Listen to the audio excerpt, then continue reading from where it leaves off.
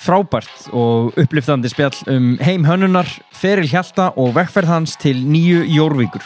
Hjalti fekk inn í listaháskólann Parsons og þaðan í læri hjá Stefan Sagmeister, virtum hönnuði í New York, sem markaði upphaf af glæstum hönnunarferli Hjalta og samstarfsfélaga hans Jan Wilker. Umræðefni þáttarins kristallast í blöndu af rekstri og hönnun, svo ef þú hefur áhuga á því að skapa eitthvað sjálf eða sjálfur, hanna, búa hluti til eða einfaldlega reyna fyrir þér rekstri, þá ekki laust við þetta sé þáttur fyrir þig. Þetta var stórskemmtilegt spjall og ég kann Hjalta þakkir fyrir að koma í þáttinn. Sömuleiðis kann ég dúnmjúkum kanilsnúðum frá Giflar. Þakkir fyrir samstarfið. Kanilsnúðar eru góðir á sumrin jafnt og veturna. Svo býður Pogen upp á brauð fyrir öll tilefni sem fást í helstu verslunum landsins. Hönu, lingongrófa og fleiri góð. Þegar kemur að því að meta fjárfestingakostiðina þá veita íslensk verðbréf þér aðgang að traustum og fjölbreyttum fjárfestingakostum. Hvað þýðir það? Það þýðir að þið býðst að nýta sérfræðiþekkingu íslenskra verðbréfa á fjárfestingum. Það eru fjölmargar leiðir í boði, svo athugaðu hvaða leið hentar þér. Það er mjög auðvelt að hafa viðskipti í gegnum vefsíðuna ivaf.is. Það eina sem þarf er rafræn skilríki. Og Lífa hjónin Ása og Emil léta ekki staðar með bestu olíu sem þú setur ofan þig, heldur flytja nú pizzaupplifun Ítalíu hingað til lands. La Madre Pizza býður upp á La Pala pítsur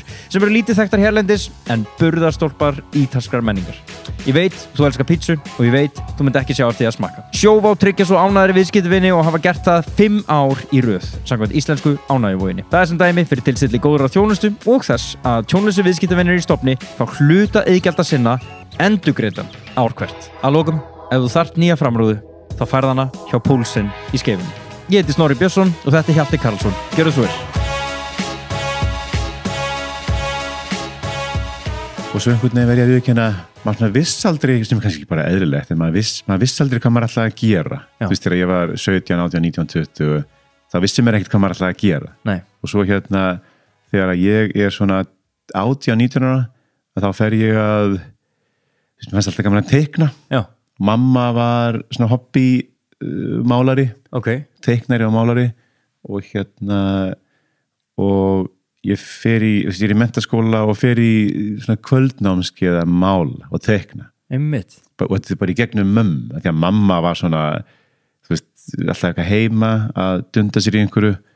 og þá fór ég í svona kvöldnámskeið og fannst það mjög gaman og svo út frá því þá fór ég í myndlistaskólan hérna heima. Mynd og hand. Var það, já, mynd og hand, það er áður en LHÍ verður til ekki? Já, það er áður en mynd og hand, áður en einmitt. Það er gamli listaháskólan. Einmitt. En hvað þegar þú ert þarna 17, 18, 19 ára, þú ert þegar þú segir og vissir ekki hvað þú að gera, ég held að sé náttúrulega mjög eðlilegt frekar en ekki að fólk sé bara eitthvað laser fókus á hvað það ætla að gera. Já. En gastu ímyndaðir, varstu bara, ég ætla bara að skrá mig eitthvað háskólanám og ég mun bara enda á þeim stað sem að ég verð þegar ég búið með þetta nám? Já, ég einhvern veginn bara, þú veist, þegar ég pæli þessu núna og ég er alveg sammála, þú veist, átti ekkert að vita hvað þú vilt gera, þú ert 17, 18, 19 ára og þú veist, í mínu tilfelli þá fór ég í grunnskóla, bla bla, og svo enda ég MR. Já. Fer ég MR í 4 ár og þú veist, það er ekkert að pæli þessu núna, en þú veist, ég hefði ekkert átt að fara í MR, ég átt að fara í einhvern annan skóla. Þú veist, maður fór þarna og svona hundleitist og þú veist, maður átti einhverja vini og þetta var alltaf læg og fyrsta árið einhverjum í mín var hérna einhvers staðar og svo næst fór hún niður og maður svona rétt skreðan í lokin og en já, maður svona hefði átt að fara í einhvern annan skóla. Þetta er eitthvað svona mikil stærðfræði og eðlisfræði og eitthvað dót sem ég hafði ekki dvolega mikið áhuga á. Nei, þú hefði kannski átt að fara í Vestló frekar. Já, maður hefði átt að fara í einhvern annan skóla. En MN er nú líka alveg með öflugt félagslíf, þau eru með herranótt og smá svona leiklist og eitthvað svoleiðis. Þú varst ekki þar eða? Ég var lítið í þessu að því að ég var svo, þú veist, ég er ekkert eitthvað feimin að tala þetta, en ég var rosa feimin á þessum árum. Ég var alveg, þú veist, ég var mjög feimin. Bara síðasta sem þú myndi gera var að fara í herranótt og stíga svið. Þú veist, ef þú hefðir borgað mér $1 million, ég hefði ekkert geta gert það. Það var bara ekkert hægt. Bara líffræðilega ekki mögulegt. Það var bara ekki hægt. Og þú veist, maður var bara, þú veist, maður var mjög ánæður ungur drengur og allt í góðu, en maður var bara rosa lokaður og mjög feimin. Og eitt, þú veist, ég var ekki að tala við ykkur daginn þetta, þá er ég oft spáði í þessu, ég er svona 17 ára og er kannski öðru ári í MR og er í strætó, sitt í strætó og alveg í skólan, sit svona aftarlega, þá kemur einhver stelpa sem í bekk með mér og það var ekkert eins og ég var ekkert eitthvað skotin í henni eða eitthvað og hún kemur inn í strætóinn og leiðu síðana þá bara eitthvað svona instinkt hjá mér að fela mig á bak við stólinn og ég bara eitthvað svona síg niður og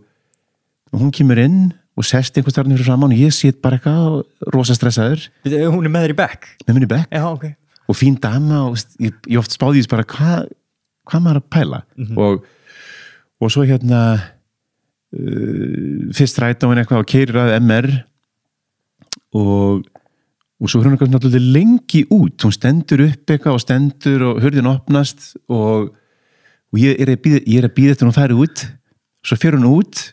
og hurðin lokast og ég komst ekki út þannig ég fór einhverja tvær stoppistöðar að því að ég var of stressaður og nervus að tala við hana. Vá maður. Crazy. Og ég oft spáði því sem að bara þannig að voru nokkur ár þá var ég mjög svona bara lokaður og feiminn. Já, ok, akkurat. Ég held að það sé margir sem eru kannski feimnir og eitthvað svona. Þetta hljómar alveg eins og svolítið næsta skref, sko. Þetta var eitthvað svona þetta var mjög furðulegt einhvern veginn, en bara svona var þetta. Já. Og en svo býtu hvað voru að tala um? Þú fer í forvera listháskólans, þannig að byrjar hans að dunda þér í myndlistinni. Ég klára MR og svo var ég mitt á svona einhvern veginn, var ekki alveg viss á hvað ég vildi gera og þá fekk ég vinnu hjá einhverjum heilsala. Pabbi þekkti einhvern heilsala og ég fyrir að vinna hjá honum og vann hjá honum í 1 ár að selja salgæti. Já. Þetta var svona salgætis heilsali og ég... Var þetta Helgi í góðu? Þetta var Ásgeir Sigur. Það er að stóluð mér. Ásgeir eitthvað heilsali. Ok. Og þeir voru með Mass og Snickers og bara besta nammi. Ég og einhver sölumæður sátum í einhver svona Benz sendjara-bifreið og vorum að keyra í allar þessar sjoppur að selja nammið og svo var maður alltaf að teygja sig í kassan að éta nammið. Halda sig vel nærðum. Halda sig vel nærðum og ég gerði þetta í 1 ár. Já. Og þetta, á þessum tíma þá borgaði þetta rosalega vel. Ok. Geggjur laun og pabbi var bara, hei, þetta er bara geggjað, gerðu bara þetta er bara, þannig er þetta komin, þú er búin að finna þína hittu. Já, þú er bara búin að finna það sem þú vilt gera og pabbi er vinnur í þessu 4-5 ár og getur kiftið sofa og sjónvarp og íbúð, þetta er bara geggjulaun og frábært og en svo eftir hálft ár þetta er bara einhver lausa vinna fyrir mig. Já. En þá var ég í þessu námi minni mig á kvöldin að teikna og mála og ákvaða sækjum skólan. Okay. Mynd og hand. Má ég að spyrja, þegar þú ert þarna að mála og teikna og svona, varstu góður? Nei, ég myndi ekki sé að vera eitthvað góður. Er það? Heldur þú þetta endar á að leggja þetta fyrir þig? Ég er bara svona veltað fyrir mig hversu fljótt það maður að pikka upp bara, herru, ég get eitthvað í þessu. Já, ég bara svona í allri hreinskilni. Ég held að ég var búin að teikna í mörg ár, var heim eitthvað að mála og teikna og eitthvað svona og ég held að ég hef ekkert verið eitthvað talent í þessu, alls ekki. Svo ég bara teikna einhver blóm og einhverju bananar og eitthvað svona basic toast. Snickers og mannstykki eitthvað svona. Svona nammin á milli. En það var ekkert það var aldrei eitthvað það var aldrei eitthvað í tímanum að einhver kennari væri bara, hey, holy shit, sjáu þennan gaur þarna, hann er bara geggjaður. Það var alls ekkert eitthvað svoleiðis. Ég held líka einhvern veginn að flestir, ég hef verið að kenna líka út í stundum síðustu árin, að ég held að sé mjög óalgengt að finnir eitthvað svona mega talent eitthvað. Það eru bara allir á svipuðu róli og eru að vinna og eins og eru kannski en allavega ekkert talaði setna en í mínu tilfelli þá maður var bara allir læg og maður og það var eiginlega svona mesta hvað maður að kalla það það var rosa erfitt að komast inn í skólan á þessum tíma. Já. Maður sótt og þú fórst í eitthvað, teiknar einhverja myndir, sóttur að komast inn og það komist ekkert mann ekki inn í skólan. Nei. Þannig að það var, leið þú varst komin inn, þá varstu bara, hei, ég er bara lítið góður. Já. Sem var svona smá, ekki alveg rétt, en þetta er alltaf setupið í skólanum var ekki alveg kannski rétt, það var svo fáið sem komast inn. Já. Þannig að mikil viðurkenning að komast þarna að. Já, það voru kannski sumir sem urðu kannski hátt meiri með sér að þeir voru komin inn í skólan. Já. En svo ef við höldum áfram á þessari braut þá var ég í 1 ár. Já. Og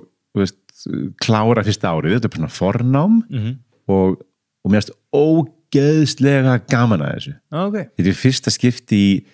í skóla sem mér fannst bara, þetta bara geggjað. Okay. Þannig ég var loksins búin að finna eitthvað mér finnst bara mjög gaman að þessu. Loksins komin úr MR, fara að gera eitthvað sem er skemmtilegt. Já. MR var bara leiðilegt fannst mér og í grunnskóla mér gekk ágætlega að mér ágættis engunir en þetta er svona í fyrsta skipti sem að bara mér fannst rosalega gaman að þessu. Okay. En svo einhvern veginn, eins og að maður pælir í þessu maður vissi ekkert hvað maður átt að gera með einhvern veginn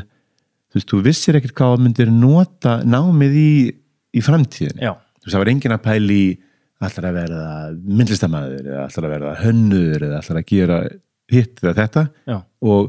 þetta var bara fornám og þú lærir að teikna og mála og eitthvað svona dót. Okay. Og svo eftir námið að þá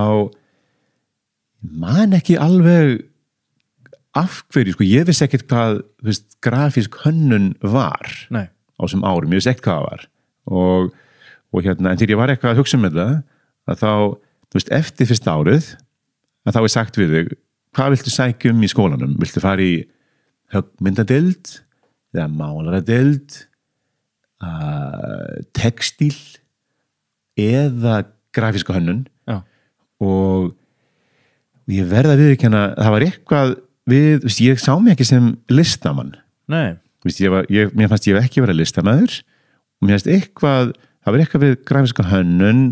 að maður myndi vinna fyrir einhverja kúnna og einhver auglýskastofa.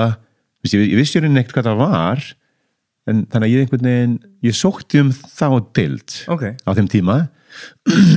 og og svo sama eins og sagði áðan að það var ekkert skólinn var kannski svo lítill á þessu tíma að ég sækjum í grafísku deildina og komst ekki inn. Já, ok, það fer þannig þú ert að klára þetta forstig þarna og síðan komaði að velja og það er aftur einhver umsókn sem satt inn. Já. Aftur umsókn og ég kemst ekki inn og ég man að ég var bara svolítið sár, ég var bara, come on ég loksins búin að finna það sem ég vil gera loksins var gaman döðlangar í þetta og komst ekki inn og var bara smá come on og svo og þá segja nokkrir kennara við mann, hei, þú getur bara farið í málaradildina eða höggmyndadildina eða hvað sem þetta var í 1 ár og sóttum aftur og sóttum aftur í grafísku dildina og ég man á þeim tíma ég nenni því ekkert, ég nenni ekkert að vera eitthvað í 1 ár að gera eitthvað sem ég hef svona lala áhuga á. Já. Og býða svo í 1 ár og þá kemst ég kannski inn í þetta og þannig ég hitti gamlan einhvern vinu minn sem ég rakst á og hann var í skólanum úti og þá og þetta er allt svona smá þokukent í mínum haus. Já. Hvernig það skeið allt að mjög fljótlega eftir að ég klára fyrsta árið þetta að þá kemur þessi hugmynd upp að fara í nám í New York í skóla þar og bara fara alla leið þá? Já, eða bara ég verði að viðurkenna ég hugsa þetta ekkert eitthvað meira það var ekkert eitthvað, hei, á ég fara til San Francisco eða á ég fara til Hollands eða Noregs eða eitthvað þetta var bara því að ég hitti þennan eina gaur, eina vin einhver náungi, svo einhver annar vinur minn og hann var í skólanum eða vissi eitthvað hann og þannig að ég bara New York í þennan skóla. Já. Og ég pældi ekkert í einhverju öðru. Nei. Og í þennan skóla, þú ert talað Parsons. Í Parsons. Já. Þannig að Parsons en vissirðu þá að þetta væri svona flottur skóli þegar þú ert að pæla í þessu? Nei, ég var ekkert að pæla í því. Nei, ok. Og ég bara einhvern veginn, ég vissum eins og og svo kannski, maður gerði þetta smá research og fann, það var einhvern veginn bara, ég vildi fara til New York. Já. og það er Parsons og svo var Cooper Union, það er nokkur aðri skólar og svo er einn mjög góð skóli er ekki Cooper Union minnum mig að þú getur sótt, ég ætlaði að sækja hann en þá kemstu bara inn í hann ef þú ert amerískur ríkisborgari. Já. Þannig að og svo voru enn og aftur nokkri sem voru í Parsons en ég einhvern veginn bara fókusera á Parsons. Ok. Og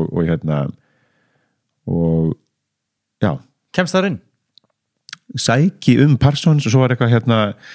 fyrir eitthvað svona road trip til Bandaríkjanna með bróðum mínum og vin okkar og erum í Bandaríkjunum í nokkrar 6 vikur og þá á þeim tíma þá er ég að fylla út allir þessi eyðublöð og að gera eitthvað próf til að komast inn í skólan og sækjum skólan og komst inn í skólan. Þannig að þú kemst inn í Parsons en kemst ekki inn í LHÍ. Það er svolítið, það er svolítið komist. Já, en það er kannski ekkert svona það er eitthvað, það er mörg ár síðan að það var einhver sem að einhver hönnur sem var bara, það er fáránlegt að þú komst ekki, en það er bara eins og gengur að gerast og enn og aftur að þegar allir sækjum deildina grafískudeildina í mynd og hand þá er þetta volið random. Já. Ég get alveg séð að prófnefndinum bara þarna Guðmundur hann getur komið inn og Sigrún mála einhverja myndir einhverjum bönunum, hún er fín þetta veit maður ekkert hvað hver er ég veit ekki. Það er alltaf einhver sem þarf að bíða í 1 ár og sækjum aftur. Það getur verið svolítið tilvíðanakent. Já, ég held að sé mjög random og það er aldrei eitthvað það er ekkert eitthvað eins og ég sé eitthvað bitur í dag og þú fer ekkert út eitthvað, ég ætla að sína þeim á Íslandi helvítis ég ætla að sína þeim hver er alls eða eitthvað svoleiðis. Ok, en það er þá bara þín, þá stígur skrifið til New York og ég meina þetta er árið hvað, 1990 sko þetta er alltaf langt síðan þetta er langt síðan þetta er sko þetta er 89. Þetta er 89? Já, 89. Okay. Já. Það má segja að þar tekur skrifið til New York og er búin að vera þar síðan? Ég er búin að vera, það má segja það. Magnað? Já, magnað, það er alveg crazy. En þegar ég fer út, þá var maður svona, ég bjó hjá pappa og mömmu og maður var svona, maður hefði ekkert, þetta var, hvað maður að segja, þetta er svona, ég er að stama þetta en ég er að hugsa um þetta að ég hafði búið hjá pappmömmu ég hafði ekkert búið á Íslandi í íbúð sem svona grown up og þannig að það er eins og maður hefði verið aðeins yngri finnst mér það er eins og maður hefði verið svona 17, 18, 19 ára. Akkurat. Þegar ég var eins og 17, 18, 19 ára þegar ég fer út 22 ára eða megasens og svona þannig að þegar ég fer út þá var pabbi rosa stressaður að litli sonurinn væri að fara út og svo var þetta öðruvísi það var engin gemsar þannig að hann var alltaf að ringja og tjekka á manni og þetta var svona þetta er þetta kannski sami í dag þetta svona virkaði kannski eitthvað stærra skref að maður væri að fara eitthvað til Bandaríkjanna og svo líka að á þessum tíma þá ég og pabbi það var sjónvarpssería hvað heitir þetta? Það var alltaf í ríkissjónvarpinu sem heitir þetta kemur tíminu eftir New York einhver engaspæjari sem er í New York einhver ríku gaur og hann er svona engaspæjari á kvöldin. Okay. Equalizerinn þessu misti ég alveg já, þú eru að tjekka á þessu og finna einhverja gamla DVD-diska og horfa á þetta ég grefið upp og ég og pabbi horfum á þessu þætti og gaurinn er í New York og þetta skeður þetta á þessum tíma sko og það var voðalega mikið, þú veist, það hefur verið að drepa einhvern og svo fer einhver gaur í lestina og það einhverjir svona skrýtni karakterar Einmitt. og þannig að pappi og mamma leist ekki alveg nógu vel á þetta þeim leist ekki á þetta Nei, einmitt þetta var svona la hérna, já, þeim leist ekki á þetta En New York líka á þessum tíma kringum 1990, þetta allt annað en þetta er í dag, eða ekki? Jú, en samt, ég verði viðurkenna og það hljóma svona hálf skringilega kannski ég sé ekki rosalega mikil mun á New York í dag og þá Eða það? Nei, ég veit maður að það er einhver munur og þetta er breyst Já. En hérna þú veist, maður var bara einhvern veginn í einhverjum göngum bara, þú veist, maður bara fer út svo fann einhverja íbúð Já. með íslenskan herbyggisfélag Okay. og hérna og svo í götunni þar sem við bjuggum einhver hluta vegna það voru svona 7-8 aðrir Íslendingar og hérna fínt hverfi og svo bara lestin niður í skólan og hérna þannig að það var bara fínt, það var geggjað setta Ok, þannig að það var engin hryllingur og einhver vafasamt fólk í lestinni og svona Nei, það var ekkert þú veist, það var bara til lagi mín minninga þessu var bara veist, og kannski var maður líka sjálf maður var bara á einhverjum skýjum þetta var bara geggjað Já, þið leið vel að núti Já, mér finnst það frábært En hvað með feimna Hjalta í MR ertu þarna eitthvað aðeins að koma út úr skilinni? Nei, jú, kannski svona jú, smá, ég held líka kannski og maður kannski svona það er kannski svona umræða í einhvern annan þátt að hérna það veitu kannski breyst í dag en ég oft spáði því, þú veist ég fer út, svo mæti maður í skólan og hérna, og það er, þú veist ég frá Íslandi og sænskur strákur og einhverju frá Kóreu svona alla þjóðir í bekknum og amerikanar og bara í fyrsta tíma þú veist, allir eru mættir allir hálf stressaðir og feimnir eins og ég og allir aðrir og svo segir kennarinn við alla bara ok, förum á milli og þú ætti að kynna þig og það er bara sagt við þig bara hérna Snorri stattu upp og hver þú og þarna stóð maður upp og maður bara ég heiti Hjalti og ég er eitthvað og ég oft spáði þessu þetta var í fyrsta skipti þú veist, öll skólagangan mín hér þú hefur aldrei gert þetta ég hafði aldrei þurft að gera þetta hér Jálfurinn? Nei, sem var ótrúlegt þú gæst farið í gegnum þú veist, barnaskóla, grunnskóla og menntaskóla án þess að þurfa að fara eða vera fyrir framan nemenduna og tala og þú gast, þú veist, ef þú varst eitthvað feimin eða lokar, þá gastu verið svona aftast í bekknum og farið í gegnum Þetta er kannski breyst í dag, ég veit það ekki Nei. En þarna úti og maður sér það líka núna sko að eins og með son okkar, það er rosa mikið gert að því að standa upp og tala og vera með eitthvað fyrirlestur og hérna og ég man eftir þessu þegar ég gerði þetta þarna úti þá var þetta í rauninni ekkert mál þú veist maður bara stóð upp og ég vissi allt í hérna að allir aðrir voru að gera þetta líka voru hundstressaðir og þannig að þetta varði einhvern veginn þetta var bara mjög eðlilegt Ok, og heldur að þetta hafi verið svona fyrsta skrefið í áttin að því bara koma hans út úr skilinni og bara svona Ég held það, ég held það en svo kannski líka ég kannski hoppa eins á undan sko að hérna ég fó líka úti sko ég færi einhverja svona tíma bara í svona námskeið, eitthvað Dale Carnegie að tala og eitthvað svona dót sko Einmitt. Þannig að hérna Þú þurftir alveg að vinna í þessu Já, og sem ég held að allir þurfa að gera eða sem að það eru ótrúlega margir sem að ok, og ég er ekkert eitthvað að sína mig eitthvað, við erum bara að ræða málin að þú veist að hérna þú veist að eins og ég núna, ég er búin að vera að vinna í þessu einhver 25-30 ár og við erum oft með einhverja fyrirlestra og maður er kannski upp á sviði með þú veist það stundum eitthvað 30 manns eða 1000 manns og kannski 4000 manns er kannski stærsta sem við hefum gert, eða sem ég hef gert og í dag finnst mér þetta geggjað ég elska þetta er ótrúlegt og að hérna og kona mín svona stundum hlæra mér ég elska að vera upp á sviði og ég að tala eitthvað sem ég er að sýna það sem ég að gera og ég kann alveg hvað ég að gera og ég er rosan áhuga á því og ef ég er búin að undirbúa mig þá finnst mér þetta geggjað að vera upp á sviði og halda fyrirlestur og mér er alveg sama þó að sé 100 manns eða 1000 manns og það er alveg crazy það er ótrúlega það að ég þú veist, fyrir 30 ára síðan það ekki smuga, ég gæti gert það fyrir framann 5 manns. Nei, einmitt. Og sérstaklega þegar þú ert að tala eitthvað sem að þú ert bara búin að byggja upp sjálfstraust í kringum og þú veist, trúið því sem þú ert að tala veist hvað þú ert að tala þá bara í einhverju sóni þarna. Ég er einhverju algjöru sóni og það eru ótrúlega margir sem að þú veist, þetta er bara æfing. Þetta er bara eins og þú situr hér og ert að tala mig. Þetta er rosa stressandi fyrir þig í byrjunur en núna er þetta ekkert mál, þetta er bara gaman. Þetta er bara æfing eins og allt annað.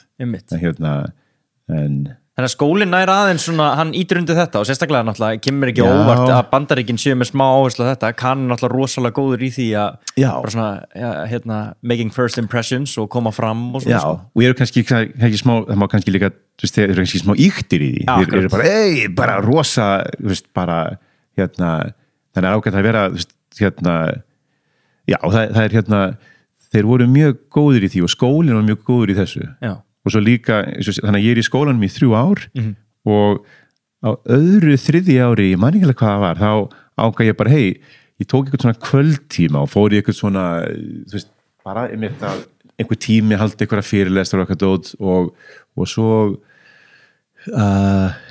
klára námið, það var hann í 3 ár og enn og aftur sko,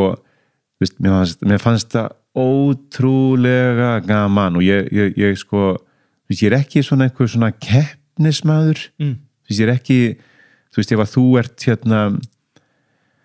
hvernig vil að segja þetta, þú veist, ef að þú ert vinur minn og þér gengur rosalega vel og þú gerir gott verkefni í skólanum eða þú græðir pening, ég er ekki að teka öfundsjúkur eitthvað svona, eitthvað keppast eitthvað, þú veist, mér býtu hvert ætlaði að fara með þetta. Þú veist, ég er ekki mikil keppnismæður en ég er alltaf keppnismæður í þessu námi og í þessu sem ég er að gera af því að mér fannst það geggjastlega gaman og þá var ég bara heima að djöflast í einhverju og það voru margir í skólanum sem að héldu að ég væri eitthvað að keppast í þá en mér fannst bara svo gaman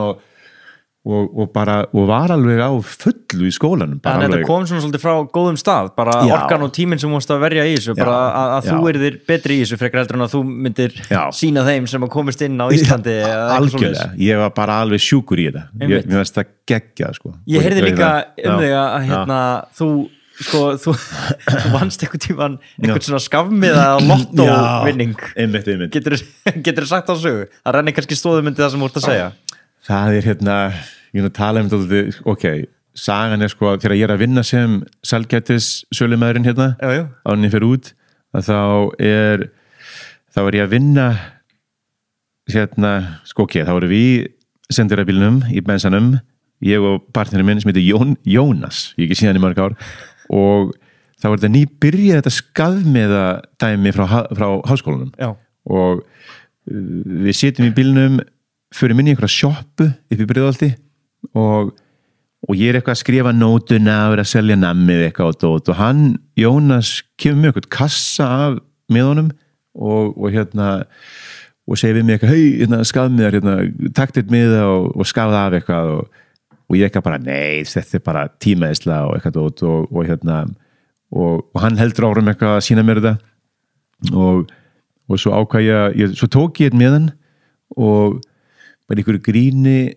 segði við hann, ef við vinnum eitthvað þá færðu helmingina af þessu og hann er eitthvað, ég eitthvað, whatever eitthvað, bla bla og ég eitthvað þefa að miðanum einhverju gríni og segja eitthvað, nei, þetta er ekki rétt í miðin látt mig hafa annan miða og hann fyrir aftur í boxið, tekur annan miða og lætur mig hafa hann og ég geri það sama og segja við hann, þú fær 1/3 af þessu ég er búin að breyta skoðun ég er búin að breyta það hérna og þú fær 1/3 af þessu og hann eitthvað, já, ok, eitthvað whatever. Svo skóf ég að þessu og horfði á þetta og bara lét hann hafa það og þá var þetta sko þá unnum við þetta er röglega verið sko, ég alltaf í $, hvað er þetta? Þetta er röglega verið svona 2 milljónir eða eitthvað Á þeim tíma? Á þeim tíma, já. Hvað það í dólarum? 5.000? Já, 5.000. Þetta var lögur 2 milljónir. Sæll. Já. Ok. Þetta var lögur 2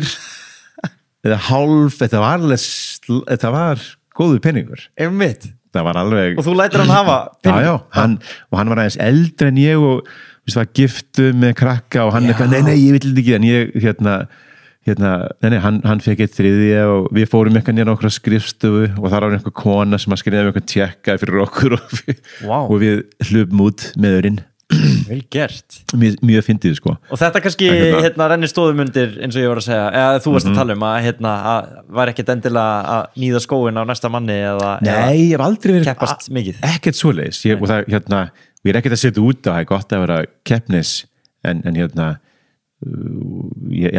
þetta er meira bara svona ánægin í því sem að við erum að gera á skrifstofun eða í þessum verkefnum. Einmitt. Segðu mér aðeins frá Parsons sem listaskóla og þeim sem fari gegnum svona nám. Hvað einkennir góðan listaskóla og hvað er það sem að Parsons gerir fyrir þig, ef það gerði eitthvað fyrir þig, til þess að gera þig að betri, og ég veit að kannski þú vilt ekki endilega tala um þess að listamann, en þú veist, hverju næri þetta út úr þér? Hvað er það sem þetta nám gefur þér? Í mínu tilfelli þá finnst mér aðeins að að hugsa með þetta. Ég held að það hefur verið plús fyrir mig að þegar ég kem í skólan þá er ég aðeins, ekkert mikið, þá er ég 22 ára. Aðeins eldri, en ég er 22 og maður sá þetta eins og var eitt sænsku vinur minn, hann var 22-23 og svo voru flestir í bekknum voru svona 19 ára, 20 ára. Já. Þannig að það voru mjög margir í bekknum sem voru bara vissi ekki alveg hvað þið vildu gera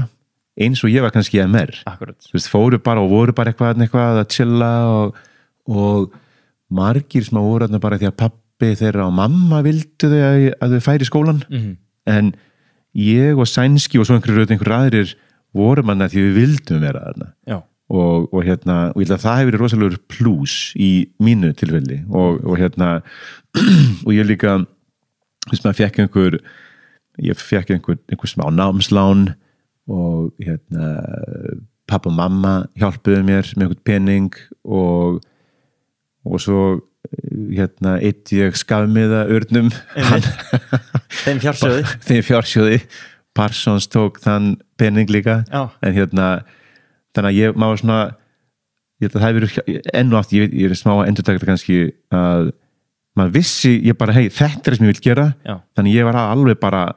sjúkur í að gera þetta. Já. og þannig að maður var bara á fullu í ykkur nokkur ár í svona 2 ár þá var ég alveg á fullu og rosa áhuga. Já. og ég er ekki það ég sé eitthvað að sína mig það hljómar kannski smá hallaræslega ég sé að segja þetta en á öðru árinu að þá ég man ekki, það eru kannski 300-400 nemendur. Já. Að þá voru gefin einhver velun í skólanum og þá fæ ég og önnur stelpa þessi velun og þá var ég svona smá svona bara hei, wow, djúvill er ég góður. Já. Var svona smá sem ég er ekki þessi típa sem ég varð þarna í nokkra mánuði og það var ég svona smá bara hei, djúvill er ég góður og ég þarf ekkert að læra neitt meira. Okay. Þannig að ég svona síðasta ári hjá mér þá datt ég hans niður og svo náði ég mér aftur upp. Já. En allavega, þannig að ég og það er kannski erfitt eins og spyrði að þú veist, er Parsons betri en einhver annar skóli? Ég veit það ekki. Þú veist, mér finnst einhvern veginn eins og þú veist, ég hefði getað farið í listaháskólan hér og brillerað þar og fengið kannski það sama út úr þeim skóla. Já. Mér finnst það kannski aðrir eru kannski ósammála en ég veit ekki alveg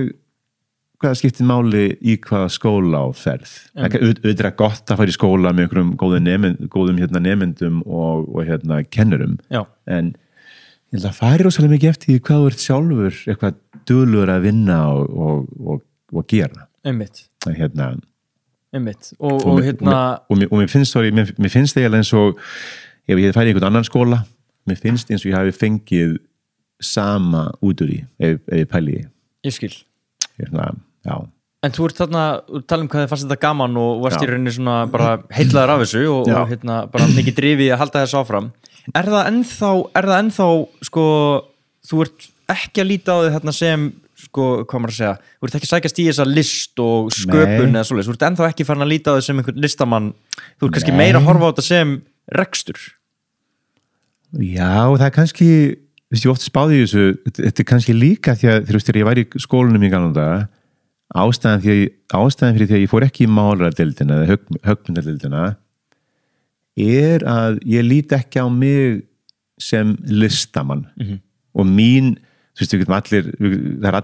get allir sagt eitthvað, hey, þetta er list eða hvað, whatever, en fyrir mér það er eitt punktur sem er sko að það sem ég geri núna og það sem ég hef gert síðustu 30 árin er alltaf með hvernig maður að lýsa þessu, það er alltaf einhver kveikur á verkefninu og ég meina þannig að þú sem einstaklingur eða kunni, þú kemur til okkar og þá byrjar verkefnið en þetta er kannski svona einföld skýring á þessu en þú veist, ef ég er listamæður finnst mér og ég bý einhvers staðar út á landi þá er ég sjálfur að skapa mína list þá er ég að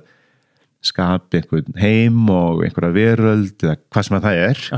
en ég er í rauninni ekki að því að því að við fyrirtækið okkar og svona minn ferill er bara við þurfum alltaf að vinna með einhverjum öðrum og kannski auðvita ef enginn myndi hringi okkur og við myndum hætta að vinna sem þetta setup að þá kannski auðvitað myndum að fara að gera eitthvað sjálfur fyrir sig en mér persónulega finnst að veit ég hvort það make sense eða Nei, en þú ert þá ekkert eitthvað þið langar ekkert svona ég væri til í að bara búa til eitthvað alveg frá grunni fyrir mig, frekar heldur en að vera að reyna að auglýsa eitthvað fyrir annan eða reyna að selja eitthvað eða þess að þar Já, þú veist, við búum í rauninni til hluti fyrir okkur og þú veist, við erum að hann einhverja ból eða hvað sem þetta er en enn og aftur ég lít ekki á mig sem einhvern listamann Nei. og ég lendi í rifrildi við suma aðila sumir líta á okkur eða svona fólk í þessu fæi sem listafólk og það er kannski allt í lagi og en mér persónulega finnst við erum ekki listamenn maður er kannski komin út á okkur hálan í sérna en Nei, algjörlega, ég meina fólk er með mismunandi skilgreiningar á þessu og þú ætti að þekka hvað þú gerir og hvernig þið svona kemur við þér Já, fyrir mér er þetta ekki og þetta er líka alltaf sko þetta er kannski svona smá hvað maður að segja að þú veist, pabbi vann í banka vann í banka í 30-40 ár og mamma var kannski meira svona listakona og var hjúkonarkona líka og ég verði að viðurkenna að frá byrjun, þú veist, ég fyrir í námið og svo fyrir við þú veist, svo verði ég að vinna á stofu og svo byrja ég með stofuna að ég vildi alltaf að og þetta hljóma kannski á skringilega en svona businessliðin á fyrirtækinu varð að virka þú veist, þetta gat ekki verið þú veist, fyrirtæki gat ekki bara verið að við erum að gera einhverja myndir og við græðum engan pening og þú veist, þetta varð að vera alltaf eitthvað svona við verðum að rukka og þetta verður að rúlla sem fyrirtæki Já en Þannig að var smá svona rekstrar maður í þér líka og hefur alltaf verið Já, maður getur kannski dæmt hvort það sé eitthvað successful eða ekki Nei, já, einmitt og það ég er ekkert að segja þú veist, þetta gengið la eða upp og niður eða hvað en það er alltaf svona þetta var alltaf sett upp sem fyrirtæki Já, ég skil og fyrirtækið er bara successful ég reyna að sletta ekki á íslensku Árangursrík ef við getum ekki borgað okkur laun eða borgað fólkinu okkar laun þá myndi ég loka þessu þetta er ekki nóg að gera bara einhverjar fína myndir og eitthvað svoleiðis Nei, mér finnst það alveg rökrétt að það sé allan að smá við mig að geta borgað laun þannig Já, mér finnst það algjört forsenda Já einmitt. Já. Segðu mér hans eftir Parsons, hvernig kemur Stefán Sagmeister inn í þitt líf? Og getur kannski bara líka fyrir þá sem ekki þekkja sagt aðeins hver þetta Sko hann eftir námið að þá enn og aftur þá vissi maður ekkert hvað maður vildi gera. Maður aftur komin í þá stöðu. Aftur komin í þá stöðu, maður er búinn í náminu og svo eru nokkrir íslensku nemendurnir í skólanum flýti til Íslands og einhver hluta vegna þá ég dett inn í eitthvað jobb þarna, finn vinnu mjög fljótlega eftir að ég útskrifast úr náminu og þá er þetta eitthvað svona útgáfafyrirtæki og maður ekki alveg hvernig ég fann þetta, ég er nýbúinn í skólanum og er allt í einu bara fann að vinna þar eitthvað og þá var þetta fyrirtæki sem að einhver amerískur aðili átti og ég vissi ekkert mikið þetta er eitthvað risa fyrirtæki og þeir eru með 20-30 tímarit og útvarpsstöðvar og einhverja sjónvarpsstöð og ég fæ vinnu blað tímarit sem heitir Langlífi. Já. Blaðið heitir Langlífi. Býtu íslenskt? Nei, þetta er amerískt blað og heitir bara Longevity. Já, ég skil. Okay. Og þetta er eitthvað svona heilsublað og þetta er svona fyrir svona eldri kuna. Okay. Kunin er eitthvað svona eldri og ég bara geggjað og fyrir að vinna þar og svo svona nokkrum vikur setna eitthvað þá fattaði maður að fyrirtækið átti þetta blað Longevity og ég er eitthvað að vinna í þessu myndum og gaman og svo er deildin við hliðina með það var Penthouse þannig að deildin við hliðina voru að vinna með svona aðeins öðruvísi myndir. Já, Penthouse er svona aðeins erotískari aðeins öðruvísi en það var svona rosa munur á þessum blöðum Longevity og Penthouse og enn og aftur mér fannst þetta geggjað og var þetta í einhver 2 ára að vinna þarna og en svo eftir mann ekki hugsa mér dálítið lengi eftir svona 1,5-2 ár að þá fór ég svona aðeins eitthvað að hugsa að fara og gera eitthvað annað og var ekki alveg til í að og maður kannski hoppi yfir einhver atriði en ég var ekki alveg til í að koma til Íslands strax og vildi finna mér einhverja vinnu úti því að maður fekk svona vísa frá skólanum fékkst vísa frá skólanum í 1 ár og svo kannski unnið aðeins lengur og þannig ég einhvern veginn bara er úti og svo fór ég svona í einhvern túr og fann einhverja stofur sem ég hafði áhuga á og sækjum og á þessum tíma var rosalega erfitt að finna vinnu, þetta var svona einhver lagið í efnahags hvað maður að kalla það bara efnahagslífinu og fór alveg fullt af viðtölum og svo finn ég eitthvað einhver mynd í einhverju bók og þá er einmitt grein og svona umsögn hönnuð sem heitir Stefán Sagmeister og ég vissi ekkert hver þetta var og hann var ekkert voðalega þekktur á þeim tíma og þetta er bara einhver svona 5 blaðsíðna greinumann og ég verði alveg bara dolfallin, það var einhver hann er eitthvað að vinna fyrir hann er að gera mig mikið af svona hönnun fyrir hljómsveitir og tónlist og ég verð bara obsessed. Já, hann var mikið í svona, hvað maður segja, svona CD covers. Já, geisladiska hulstur. Já, og hann er geisladiska hulstur og talandi ennum þetta þetta svona keppniskap eða hvað, en þú veist, ég verð bara obsessed. Ég var bara, ég veit allar stofurnar í New York. Já. Ég verð að vinna þarna. Já. Og ég fer heim og er að vinna á hinustafnum og svo er ég bara ég held ég ekki að íkja, ég held ég að vera í svona 6 eða 7, 8, 9 mánuði alltaf á kvöldinu helgar að búa til einhverja möppu til þess að sýna honum. Já. Og eitt í rosa tími í þetta og vera hann eitthvað og gera eitthvað sjálfur bara til þess að fá vinnu hjá honum á stofunni og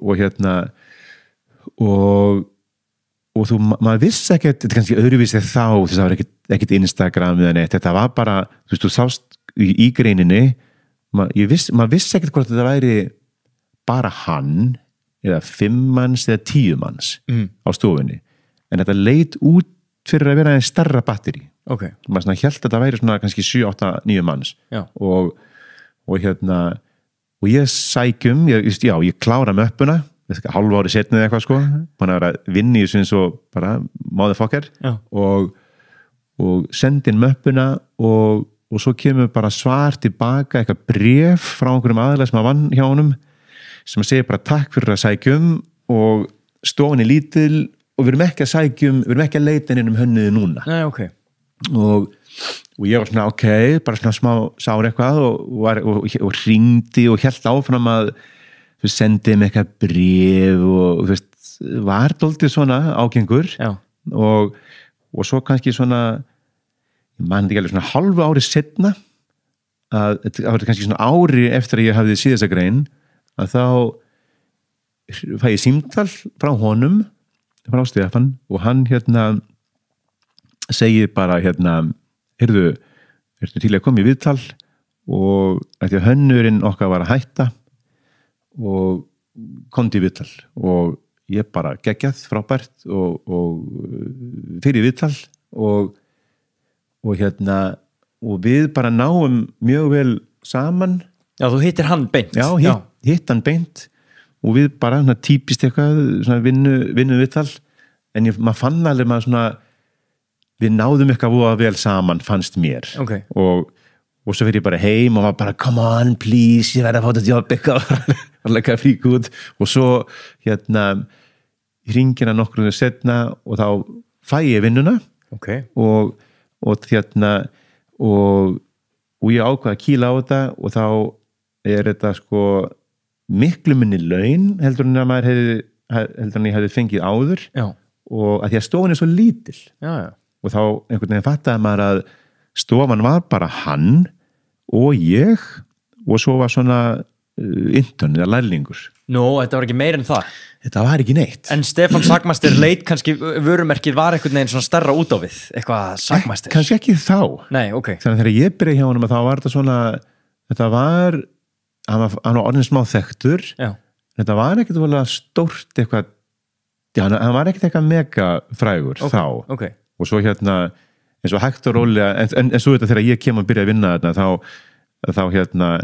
þá sá maður strax að hann er að vinna, þú veist það er bara hann og ég sem hönnuðurinn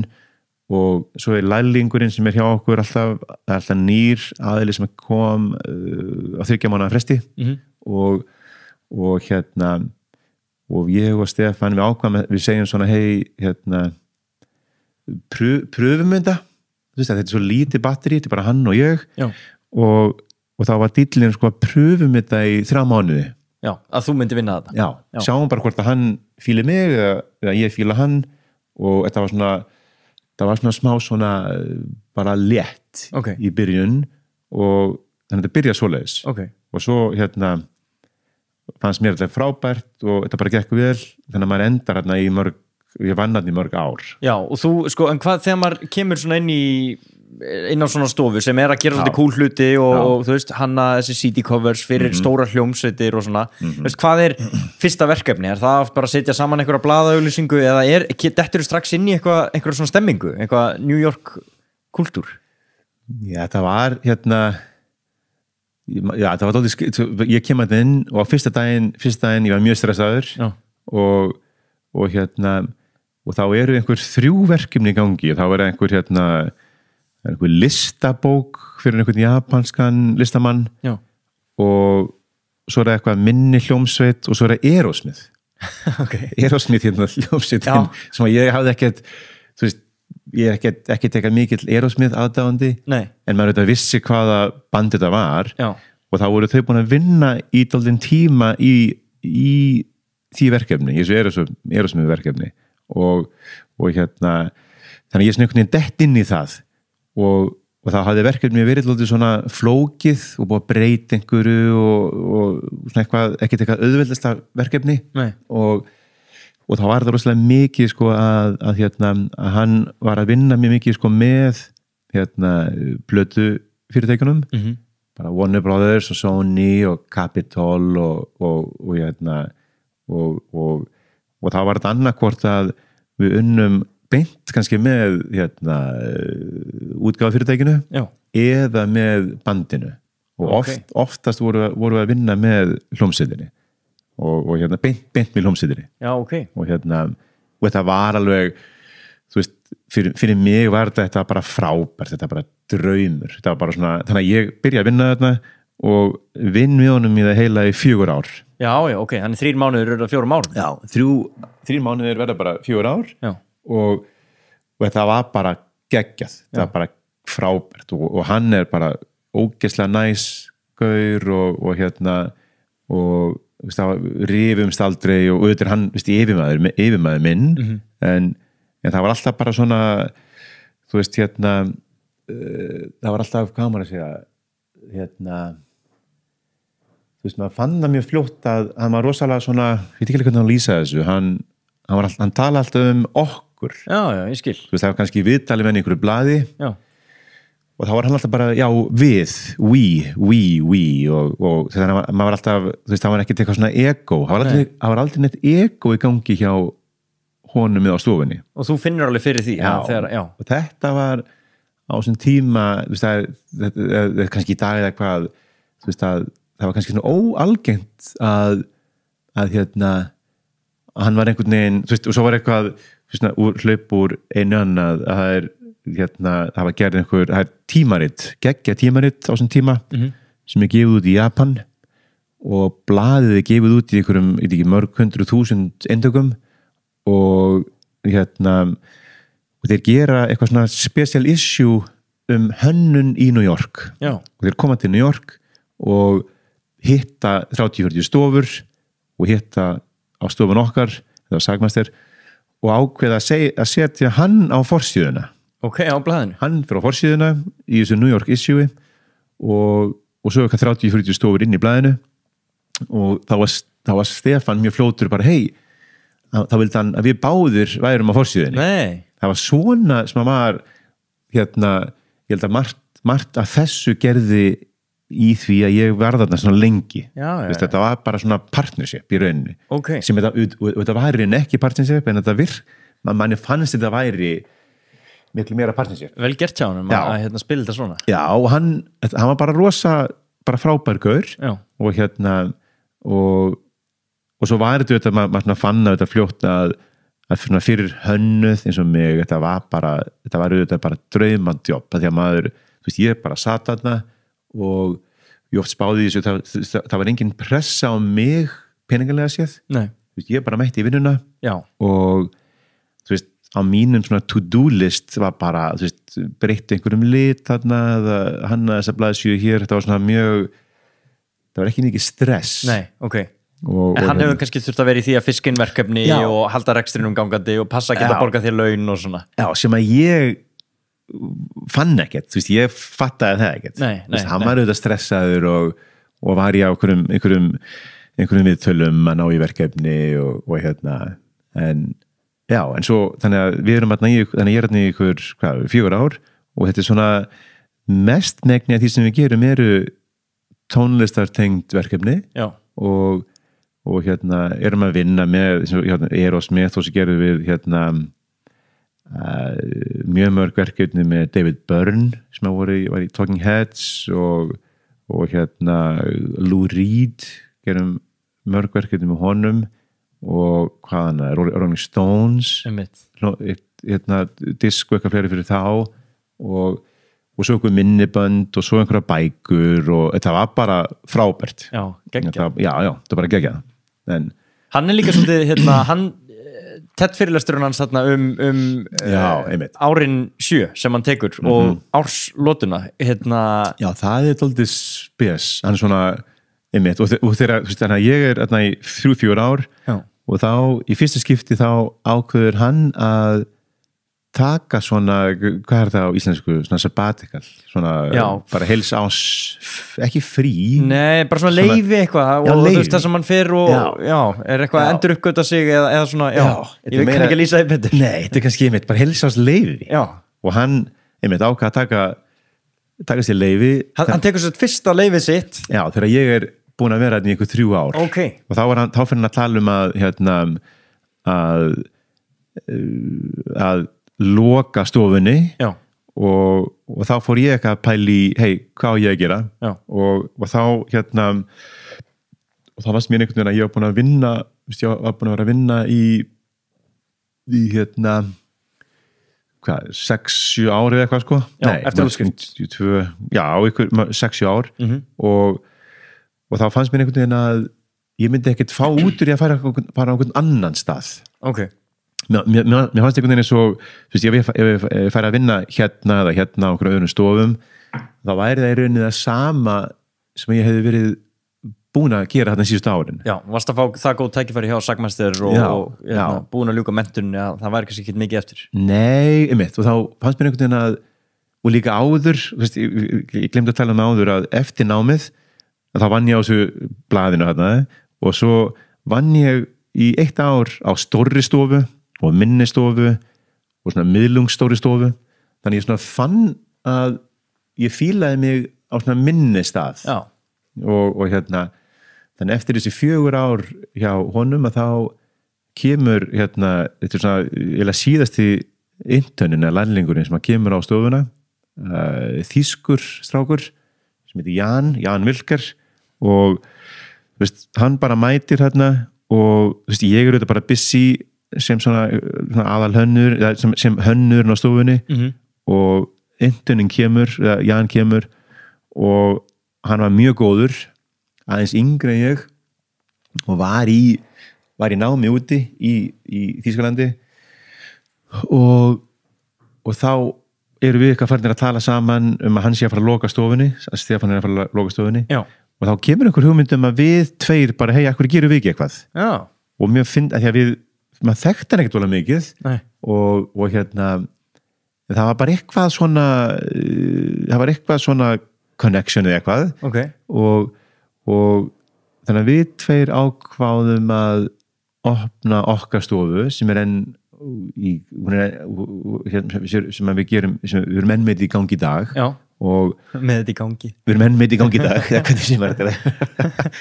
Karlsson Wilker stofan Karlsson Wilker og þannig að við ákváðum þetta svona bara mjög stuttum fyrirvara og maður oft pælt í því að maður þekkti hann ekkert vola mikið og þannig að við svona, mesta svona riskið kannski var að ég seti einhvern penning í þetta hann kemur með einhvern penning og svo bara sjáum við til og svo opnum við stofuna og við erum búin að vera saman núna með þetta í 22 ár þetta er svona langa tími þar sem þið hafi verið að starfa þannig að stofan er búin að vera í gangi í slatta tíma sko. Og þið líka bara ágætlega við hann núna eftir að búin að kynast honum bara fínast í gæi hann er það er mjög, og við getum rættið það þess að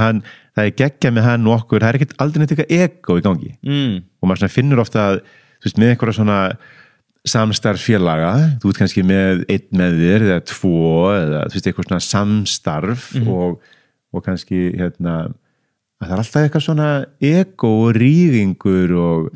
þú vinnur heila viku öll kvöldin þá vilt þú fá meiri pening eða hugmyndin er hans eða eitthvað metingur og þetta er eitthvað sem er ekki til hjá okkur og þetta er eina ástæðin fyrir því að fyrirtækið er enn í gangi að það er ekkert eitthvað það er ekkert eitthvað svona rígungur eða eitthvað öfund eða En er það ekki smá erfitt út af verkefni er oft svo fljótandi og svona lausleg í mótun einhvern veginn að ef eitthvað lendir allt og mikið á þér þið eru alveg bara góðir, þið vinnir bara vel saman vinnum mjög vel saman og það er einhvern veginn og ég er einhvern veginn bara með ég að þegar maður var í skóla og maður var nýbúin í skólanum maður var svona, og ég man eftir þessu maður hannaði kannski eitthvað verkefni og svo er ég búin með það og svo sýndi ég þér verkefnið og þú sagði kannski breyttu kannski litum eða breyttu letutýpun eða eitthvað og þá var ég svona bara nei, má ekki var eitthvað ólega svona sár þetta var að vinna eins og ég gerði þetta og það eru margir hönnuðir ennþá svona en fyrir mig að þá breyttist þetta alltaf þegar ég kynntist Jan og það er kannski bara eitthvað tröst og hann er kannski bara á sömum bylgjulengd og ég, eins og í dag ef ég hann eitthvað og gera eitthvað og svo er ég kannski stökk þá læt ég hann hafa þetta hann tekur þetta og stundum breytir hann engu eða öllu eða bara smá og það er bara geggjað og loka útgáfan verður betri finnst mér það finnst okkur og það þannig að það er svona gagnkvæm virðing þú veist bara að þú réttir honum þetta og treystir honum svolítið fyrir því að fara vel með þetta og það er sama með hann þannig að við erum tveir bara svona að djöflast í verkefninu frábært guli, blái, það eru marg og þetta er bara frábært og og maður svona oft spá oft í því að og ég get bara gert þeirlega með hann með honum, þú veist ég kannski með þú veist, ok, þetta er á íslensku þannig að hönnurinn okkar hlustar ekki á þetta en þú veist, þó að ég vinni með einhver, þú veist, það er einhver hönnur sem er hjá okkur í mörg ár þetta er ekki alveg sama levelið ég skil ég get látið einhvern annan hafa þetta og það kemur eitthvað á móti þetta er öðruvísi með Jan því að við erum bara að vinna svo lengi saman og sem er kannski ekki skrítið þetta er bara kannski að saman eins og einhver tónlistaband eða með þennan eitthvað svona synergy eða akkurat ég veit ekki alveg hvað þetta er þannig þið líka kannski smá eins og sér smá heppin að hafa fundið eða bara þið tveir hafið endað saman í þessu ég held það og svo er þetta kannski hérna og svo þetta er geggja þetta er bara eins og við erum bara með eina 12 stundum og ég ger eitthvað, hann gerir eitthvað og þetta er bara algjör snilt geggja en svo er stofan í dag hún er við erum 8 á stofunni og við 2 rekamanna og svo erum við með senior gaur og svo er einn aðili sem er aðeins búin að vera með okkur í 3-4 ár og þannig að þetta er svona heildar dæmi og mér finnst enn mjög gaman að þessu þetta er enn alveg geggjað En þú talar að Stefán hafi þurft að vera kannski svolítið í stressinu og ná verkefnunum meðan þú mætti bara þægilegur góður á því hvað með Hjalta núna mætti hann með fólk í vinnu og þurfa að redda verkefnum og ég meina þú veist, þú ert í New York það er ekki eins og bráðvanti grafíska hönnuði til þess að taka öllum verkefnunum það er svolítið samkeppni þarna ég var búin að gleyma allar ég mista gott á komin að þessu ég er búin að gleyma þess að þegar ég var áður hjá Sagmann þá er ég bara með to-do listin var bara svona 3 atriði hann er þetta breytur sér hér og eitthvað annað og svo núna og þetta er kannski bara sama þetta er kannski svona smá klísjukent ef þú talaði um einhvern svona fyrirtækisrekanda eða eitthvað sem á fyrirtæki og rekur fyrirtæki að to-do listin er bara endalaust hún líkur aldrei það er bara einhver 50 atriði borga símareikningin og klára eitthvað budgetplan þetta er langur listi og ég verði ekki að þú veist, ég myndi segja svona stofunni gengur vel og við erum með fín verkefni og allt er góðu en þetta er alltaf svona hjá okkur og ég er ekkert eitthvað feimin að tala með það að þetta cashflow þetta er svona, að því að við stofan í okkur við rekum hana þannig að það er verkefni kemur inn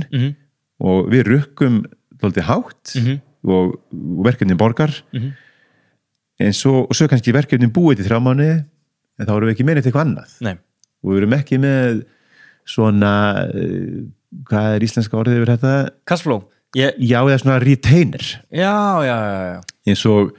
ég er alls ekki að setja út á neitt eða eitthvað en svona til dæmis bara eins og business modelið á íslenskum auglýsingastofum og kannski með stofunar hér þeir eru með stóra kuna sem að borga, þú veist kannski með samning í 3 ár og bara mánaðargreiðslur og kannski 5 manns eða 20 manns á stofunni vinna bara fyrir þann kuna þannig að svona cashflowið er miklu meira í lagi búa til aðeins meira svona öryggi allavega til örlítið lengri tíma allavega heldur en þið virðist gera eitthvað og þetta er eitthvað sem að ég er þetta er svona smá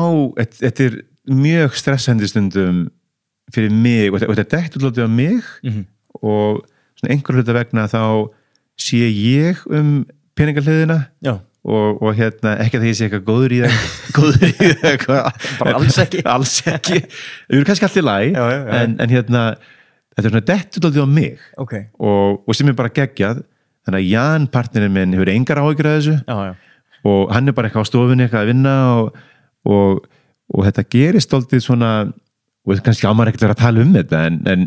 ég er ekkert nei, maður á að tala þetta að stofan og stundum þetta sko að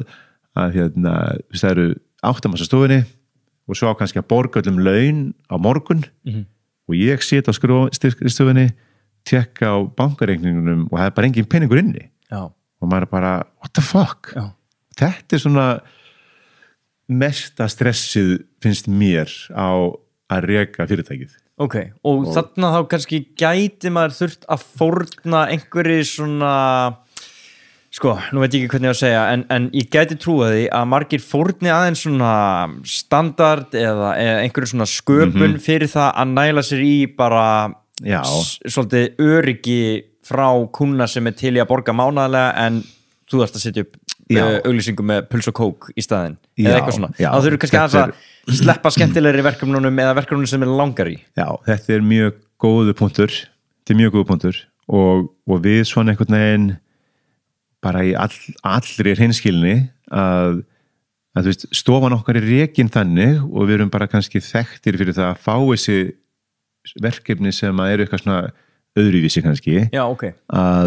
og ég meina kannski að þú veist, ef að þú ert stór kunni eða út Sony eða eitthvað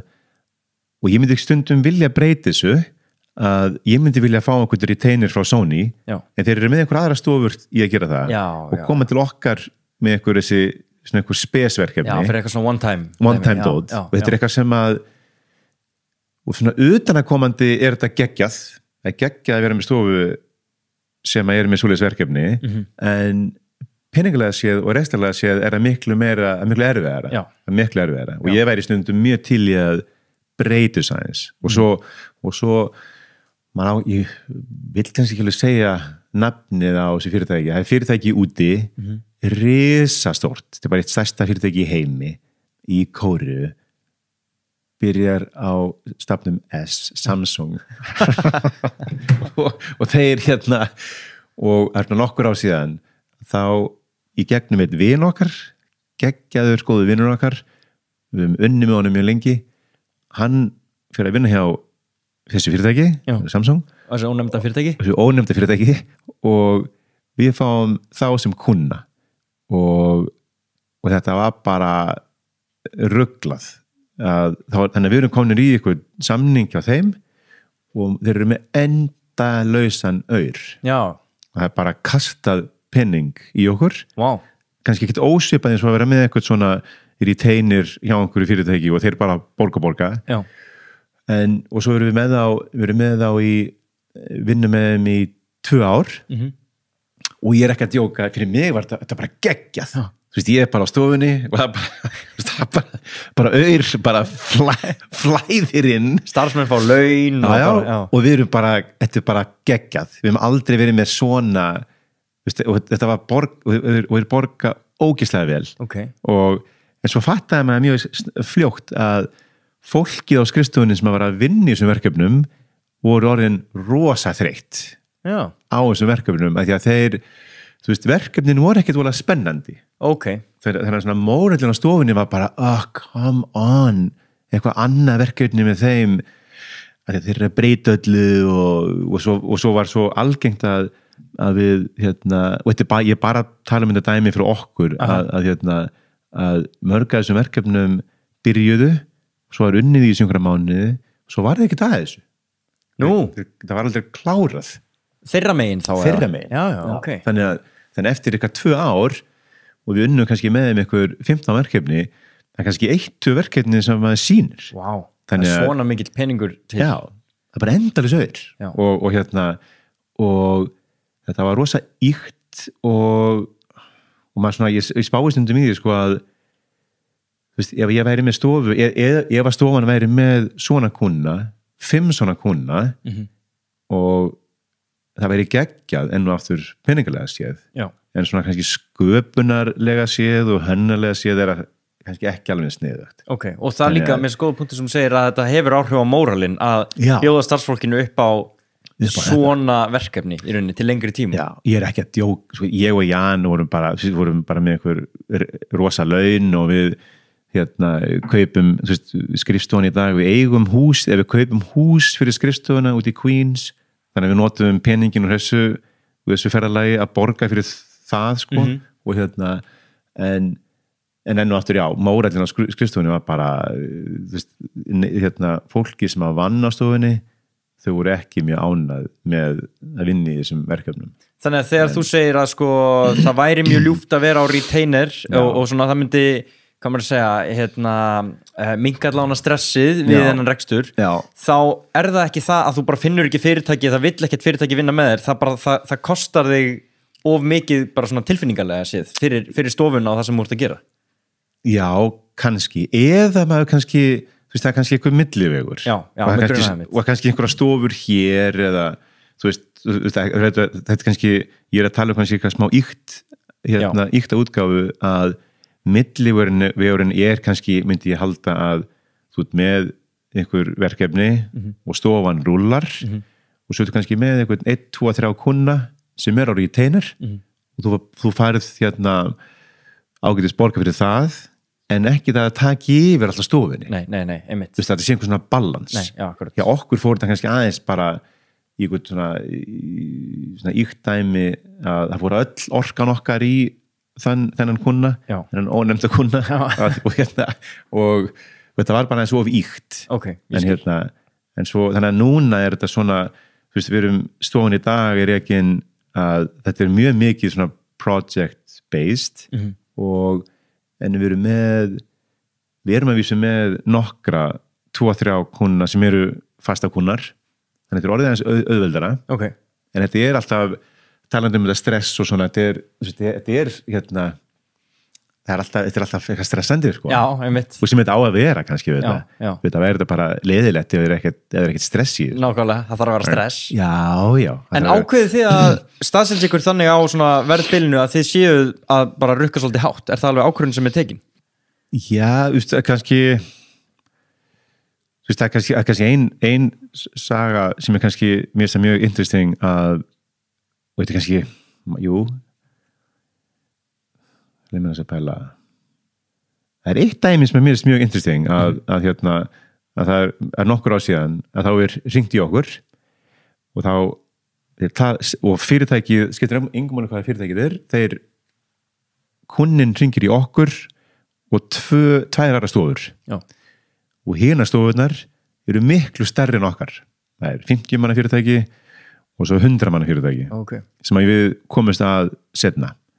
og við gerum eitthvað budget og verðplan sendum á þá og svo kemur símhringing frá þeim viku setna og kundin segir við okkur og ég er að tala þetta núna og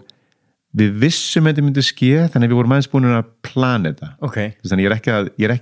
ekki alveg það klára að hafa vitað þetta en við vorum aðeins búin að plana þetta og kundin hringir í okkur og segir þetta er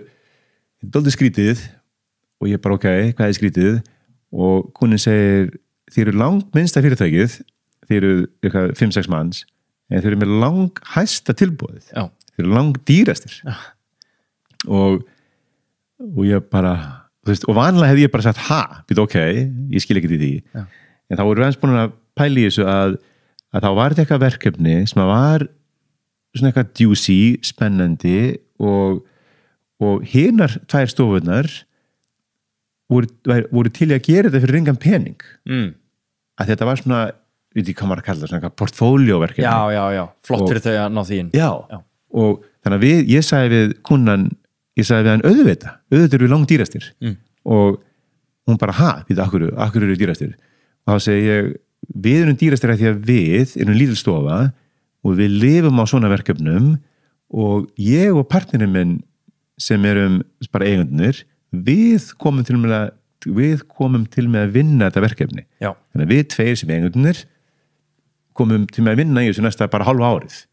og við sem við hann að hinastofunir eru miklu stærri og þú kemur til með að hitta partnerinn þar einu sinni og svo eru kannski miklu meira junior liðið sem að teku við og vinnur þetta Akkurat. Og þannig að það var einhvern veginn þannig að við fórum og erum búin að þannig að við, og þetta er bara rétt þú veist, við okkar stofa er kannski dýrari, auðvitað við dýrari eða ódýrari heldur en einhver aðra stofur ég veit mér ekkert alveg hvað suma stofur eru að rukka en hérna að því að við tveir erum að vinna í þessu svo mikið sjálfur það er ekki eins og ég taki eitthvað verkefni og svo er bara einhver intern sem að gera þetta næstu 3 mánuði Akkurat, einhver sem fær þetta bara á to-do-listan sinn og hérna þetta er undir formerkjum síðan stofunar það er ástæðan fyrir að við bara rukkum og svo líka sem er kannski smá athyglis interesting að tala að og sem að þekkist ekki mikið á Íslandi held ég að við rukkum ekki á tíman við rukkum ekki á tíman og það eru margir, ég er búin að vera í sko endalausum samtölum og hérna pælingum að fólk skilur ekki alveg og bara þú ert með einhverja stofu auglýsingastofu, það rukka allir á tíman fyrir, þú veist, fyrir hönnunina eða fyrir að birta einhverjar auglýsingar eða what, þetta er allt tímavinna og þetta er eitthvað sem að við Stefán sett upp í á honum og ég er rauninni bara, og ég er ekkert að setja rétt eða gott eða hvað sem er en hérna Stefán gerir þetta svona og við gerum þetta ennþá svona við rukkum bara fyrir verkefnið og svo var ég var að tala um einhvern vinn minn daginn sem að býr úti og hann fannst eitthvað svo furðulegt að rukka á tíman fyrir hönnun það rukka ekki á tíman fyrir hönnun og ég var með eitt hérna dæmi sem er kannski smá íkt en hérna kannski svona einfaldast að dæmi í þessu er að þú veist, ok, ég og þú við erum með hönnunarfyrirtæki og segjum að Apple komið til okkar með verkefni og Tim Cook, forstjórinn hringir í okkur og er bara, hey guys, ég er með verkefni fyrir ykkur og ég væri bara geggjað að vinna fyrir hann og hann segir við okkur, hey hérna, ég vil að hann er nýtt logo fyrir Apple og við bara ok, frábært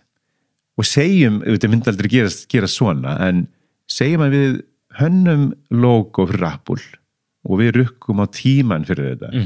og svo tekur þetta segjum að þetta tæki viku að gera þetta að þá í lok verkefnisins að þá erum við að hanna eitthvað logo fyrir Apple á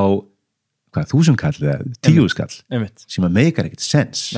það er bara algjört rugl og þannig að maður svona þú veist, þannig að valjúið í því sem við erum að gera fyrir þá er ekki 10.000 krónur fyrir eitthvað nýtt logo eða hvað sem þetta er þannig að maður svona og við gerum þetta, við rukkum þetta fyrir eftir hver kúnin er en ef að valjúið er óendanlegt eða miklu meira fyrir kúnan þá rukkum við hérna accordingly Akkurat. Akkurat og þetta er bara náttúrulega miklu dýnamískara þú veist, þið eru ekki að selja steipun í veggina á skrifstofunni þeirra þú veist, og það steipa er bara nýtt sem steipa þú veist, þið eru að búa til vörumerkið þeirra og hugri fyrir fólk marga 10 ára fram í tíman og þannig að þetta er svona, þetta er miklu dýnamískara þetta er aðeins flóknar en ég skil líka að það er þú veist, það er aldrei svona ég skil líka að það er ekkert, þú veist, ég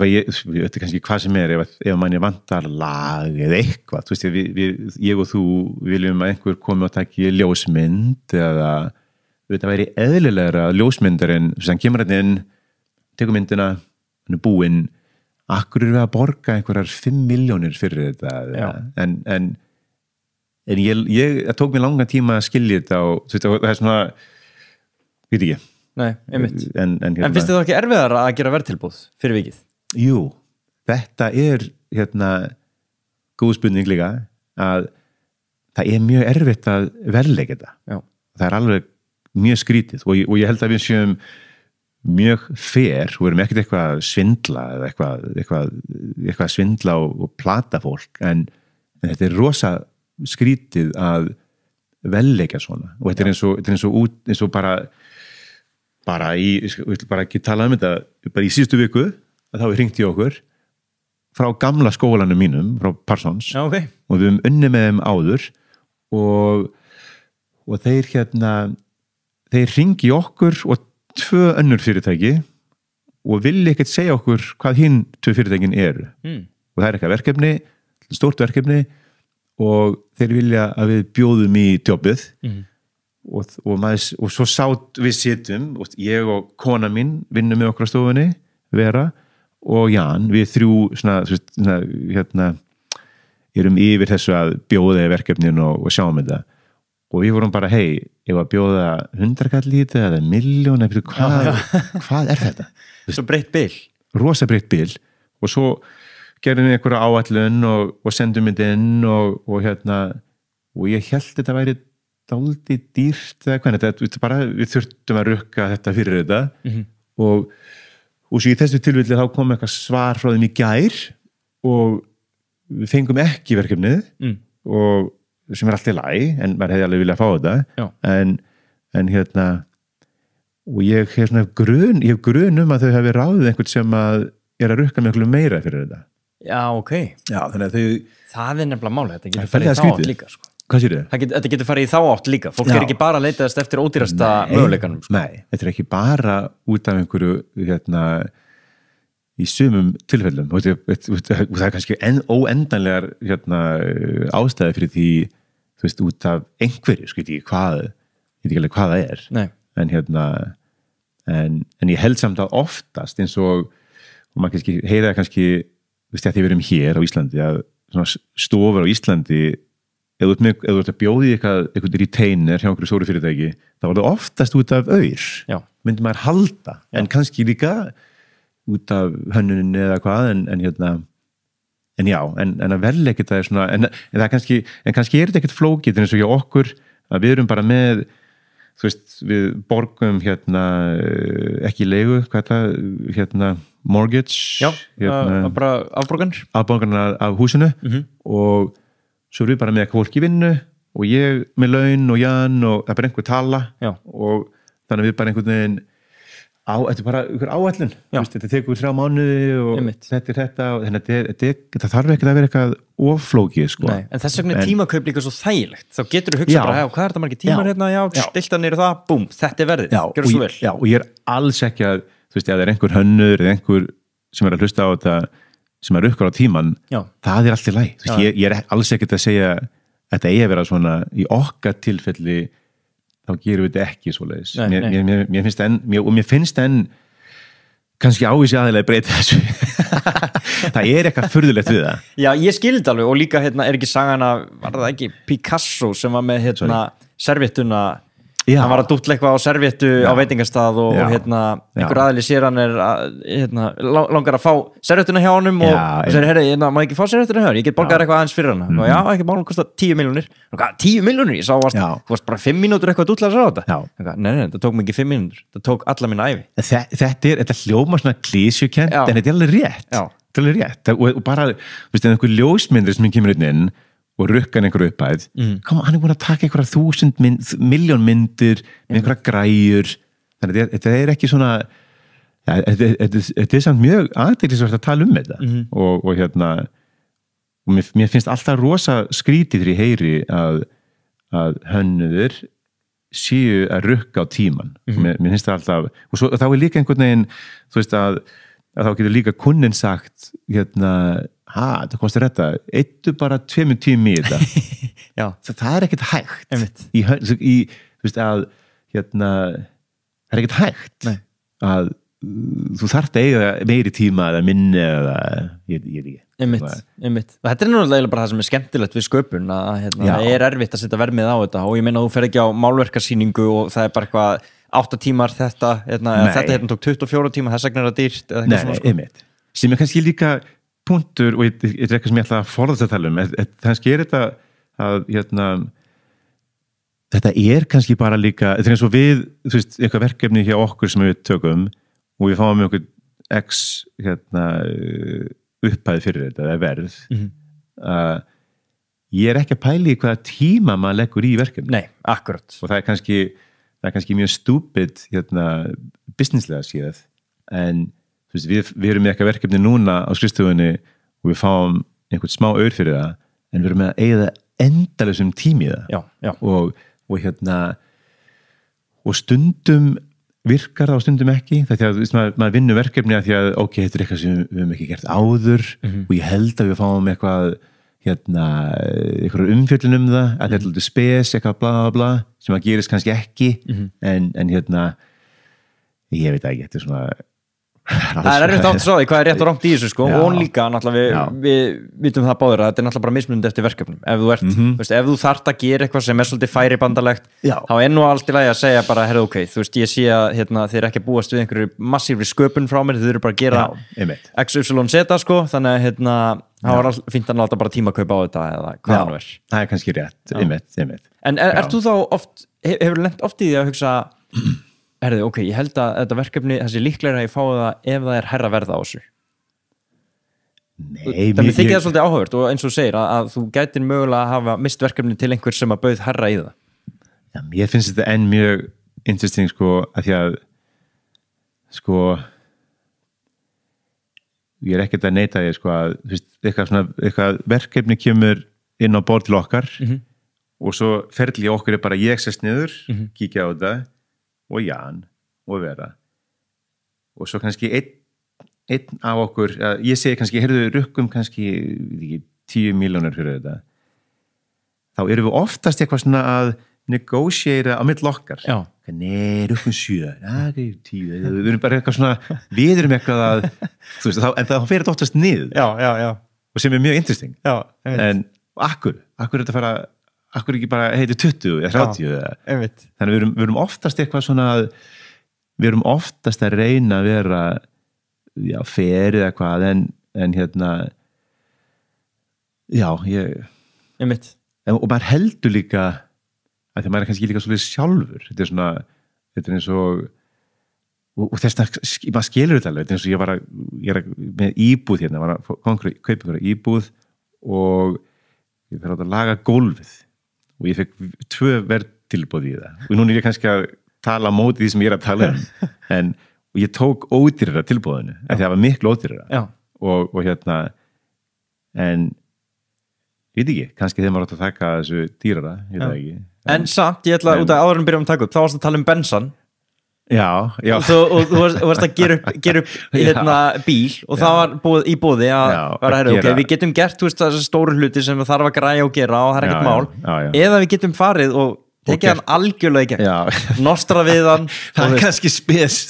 kannski spesverkefni einmitt en sem er líka mjög stupid svona investment en það er líka, maður er ekki að horfa á þetta sem einhverja fjárfestingu, þetta er meira líka bara svona smá ástriða í þessu sem maður á kannski að gera líka maður á bara að vera, hei, þú vilt bara gera þetta vel og flott og ég til ég eða aðeins meiri penningi í þetta ekki að sé eitthvað rögl en þetta er aðteglisvert hver eru svona, þeir eru búin að gera nú margt og vinna fyrir marga aðila og ég veit líka að þú ert ansi hóvar með þín verkefni og svona en ég meina þið hafi gert forsíðu á Times unni fyrir Adobe og eins og segir Samsung og fleiri ónefnda aðila hvað er svona, er eitthvað sem stendur upp úr og fyrir fólk sem er kannski ekkert inn í hönnun þú veist, en þá er samt áhugavert að heyra af þessum nöfnum að vinna, þetta eru hvað maður segja, alþjóðleg vörumerki og þekkt það er mjög gaman að koma og tala við því ég er búin að horfa á mjög marga þætti og það er hef ég gaman að koma því að við erum að tala um hönnun og maður heyrir ekkert volið mikið grafíska hönnun fólk í samfélaginu eða hvað, fólk veit hvað list er eða sjónvarpsþættir og allt það en ef þú segir við einhvern svona meðaljón grafíska hönnun fólk veitir ekkert hvað það er og það er bara, það er eitthvað logo eða þetta eða eitthvað og kannski í dag þetta er kannski orðið eins þetta er orðið svona kannski víðara eins og það, mér finnst einhvern veginn þegar maður var í skóla að þá fórstu að vinna hjá einhverju tímariti eða hanna bækur eða hanna eitthvað annað nú er þetta kannski aðeins orðið víðara þannig að maður sér að grafískir hönnur þeir enda kannski á að hanna einhverja titla fyrir bíómyndir eða fyrir að hanna einhver upp eða einhverja leiki og þetta er kannski orðið miklu svona valmöguleikarnir eru kannski stærri Má ég það skjóta inn í verkefni sem þið voru að gera með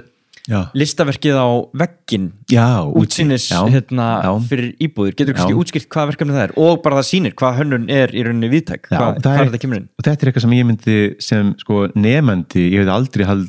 aldrei haldið að ég sem grafiskur hönnur fengi svona verkefni og þá þetta vitni, þetta verkefni sem við gerðum fyrir nokkrum ára síðan, þá það sko það svona bara hvað það, ég reyna að sletta ekki fasteignafélag sem fasteignafélag sem er á Manhattan og þeir eiga óendanlega mikið af húsnæði og þetta bara margra $billion fyrirtæki og þeir byggja nýtt hús sem á Upper West Side 57 og 10th Avenue ef einhver þekkir Manhattan og þeir þeir eru að hanna hús sem sko, þetta svona, 40 hæðir. 40 hæðir og rosa breytt, þetta svona hálf blokkin, hálf gatan og svo svona issue hjá þeim að þeir, þetta allt nýjar íbúðir og það svona, rusla, svona, hvað það kalla, sanitation, svona rusla, hvað það kalla, sanitation department. Já, ok. Þeir sem að, fyrirtækið í New York sem að sér ruslið allt í New York er beint að móti þeim þannig að 300 eða 400 íbúðir þú flytur hann inn, þá kemur til með að horfa á þetta ljóta hús sem þekur bara útsýnið bara glatað og við sáum þetta sko fyrst að þá þetta er bara eitthvað brúnt og bara ógislegt og þú ert að selja einhverja rándýr íbúðir og svo horfðu þú bara beint á einhvern ömulegan vegg þannig að þeir komið til okkar og segja hei, getið þið ekki gert eitthvað við vegginn það er bara fyrst sem ég segja við þurfum að hann eitthvað fyrir vegginn og við vorum bara hei, ok, geggjað verkefni en mjög flókið, hvað er að gera þarna og mér langar eins að tala um þetta eins nokkra mínútur að við gefum eitthvað verð og þeir samþykja það og svo var hugmynd til okkur sem mér fannst hún enn geggjuð og ég er mjög hóar en þetta fannst mér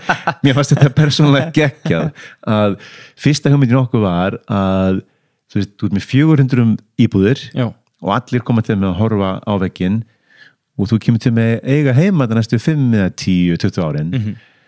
og við segjum við kúnnan hei, hvernig væri að við fáum einhverja róbóta sem að við hengjum á veggina og þetta er einhverja stóra græjur og vélar og við sem ekki alveg hvernig þetta ætti að verða og græjurnar eru á veggnum og það er geta málað þannig að það er málning og penslar inn í græjunni og þetta er allt automatískt og svo bara ferðast þetta er bara eins og bara listaverk eða eitthvað og svo ferðast þessar græjur vegginn og mála alltaf. Það er breytilegt. Þetta er alltaf í gangi og þetta er risastórt, þetta er eins og 10 eða hús og svo þegar þú átt heima þarna, þetta er alltaf að breytast þannig að einn daginn er kannski einhver himinninn og svo eftir hálft ár er einhver skógur og við kynnum þetta fyrir kúnanum og kúnin er bara geggjað, gerum við það og við bara ok og svo fyrir við í það að finna einhvern aðeins að gera þetta og tölum við, ég horfum ekki á fótbolta en ef þú horfur á fótbolta ef einhver horfur á fótbolta þá það er þessar myndavélar sem að svona Spidercam geggjaða græjur og við finnum fyrirtæki sem að sérhæfis í þessu og þeir hanna eitthvað plan fyrir okkur og þá er það á vírum, 2 vírar og 2 lóðrétt og lárétt og græðirnir eru þar og þeir eru bara vinni í þessi 3 mánuði og koma með eitthvað plan og þetta var duga næstu 40 árin og svo segjum við bara hey shit, hvað kostar þetta? Og þegar segja þetta kostar þetta kostaði $1,5 million og hvað er það í íslenskum krónum? Það er 200 milljónir 200 milljónir og og ég og Janur eru bara shit, þetta bara, þú veist, kúnnin kemur til með að reka okkur, þú veist, og svo fyrir við til kúnnans og segjum, hei ok, þeir fengum verðtilboð í þetta og þetta kostar 1,5 milljón og kúnnin leta okkur og sagði bara strax geggjað, gerum þetta, kýlum á þetta og þá fattaði maður að þetta verð fyrir kunnan var ekki neitt að þeir eru að gera einhverjar 400 íbúðir á Manhattan. Skiptir engu máli og svo vunnum við eitthvað meir í þessu og svo í lokin að þá var ákveðið að gera þetta ekki að því að kunnin hann varð og þau urðu of stressuð með svona viðhaldið á þessu. Já, það var svona fyrsta sem ég hugsaði að þarf einhvern veginn að koma málingu í pensilinn og svona. Já, og svo aðalega hjá þeim var sko, þetta er svo stór veggur og það er vindur og þetta kannski brotnar og gaurinn sem aðilinn sem að reka þetta og þannig þeir og mér finnst það mjög interessant að þeir gerir þetta ekki út af kostnaði, bara út af þessu viðhaldi. Þannig að við í lokin, og ég skal vera stuttur að í lokinu þá málu við ristóra mynd og þetta er held ég held að þessi stærsta úti málverk í New York. Já, þetta er bara þetta er risastórt. Þetta er eins og 12 hæðir og hálfgatan og þetta er svona tölvuský, þetta er svona ský sem þú horfir á og svo var ein hugmynd sem kom frá okkur sem að kunnin sagði já við að allar íbúðurnar það eru skýinir á veggnum og svo eru lítið ljóð, það er fullt af litlum ljóðum, svona texti á veggnum líka og sem þú sérði eða ekki en þegar þú flytur inn í íbúðuna þá færðu kíki allar íbúðurnar fá kíki og svo áttu heima einhverja mánuð ár og svo getur þú tekið kíkin og skoðað og lesið ljóðin cool. Þegar þú ert inn í íbúðuna að skoða og mér finnst þetta er svona eitt af mínum uppáhaldsverkefni mér finnst það geggjað sko. Já, það ekki, og líka bara gaman að heyra þessu sögu og benda á þetta verkefni í ljósi þess að þú varst að tala að hönnun væri orðin svolítið hvað grafíski hönnuðir gera og þetta er náttúrulega alveg uník og sérstaklega líka ég get ímyndað mér, ég veit ekki hvernig veggurinn var fyrir en þetta er eitthvað sem er í sjón íbúðareiganda þarna íbúa allan daginn þú sér þetta alltaf og ímyndar ef þetta er brúnn skítur veggur á móti þú horfir á einhver svona falleg ský og svona ég ætla ekki að segja náttúru sko þetta er náttúrulega ekki náttúran en þetta er alltaf svona í áttin að því og ég sammála líka þetta er svona og ég oft spáði því svona að það er öðruvísi ef þú hannar eitthvað auglýsingu og þú horfir á þetta í eina sekundu og fleygir þessu og það er alltaf lagi en það er öðruvísi ef þú hannar eitthvað sem að þú veist, er úti og fólk sér þetta og svo eins og núna við erum á Íslandi og við vinnum mjög mikið með íslenskum fyrirtækjum og einstaklingum og mér persónulega finnst ógeðslega næs að koma því að við unnum með listasafninu listinu Reykjavíkur og þeir og ef þú finnir í Hafnarhús á veggurinn þar, við hönnum hann og þetta er svona smá, eitthvað svona ego kannski eitthvað en mér persónulega finnst það mjög næs að þetta sé eitthvað sem ég gerði ég er úti og þetta lifir einhvern tíma þetta er þetta næstu 5 árin eða 20 árin eða eitthvað þannig að svona það er fellega næs Já, algjörlega og líka bara svona að þín störf nýttust svona einhverju menningu á Íslandi og geta gefið það inn í landið Já, mér skeggja að vinna með íslenskum kunnum, mér finnst það frábært við erum alltaf með einhver íslensk fyrirtæki ég held svona í það fyrsta sem við gerðum var það er mjög langt síðan að þá gerðum við vorum að vinna með ölgerinni og þá endur hönnum við aðeins brennivínsflöskuna einmitt lögum hana aðeins og svo gerðum við bar sem er á Keflavíkurflugvelli, Loksins einmitt og svo gerum við eitthvað með göss og bara, minnst það frábært þannig að við svona minnst það mjög, og svo í mörg ár, ég ætlaði alltaf að opna skrifstu á Íslandi ég var ofta að pæli því en svo einhvern veginn ákvaðum að gera það ekki en sem er alltaf lagi en þannig þú ert búin að taka smá þátt í menningunni hérlendis já,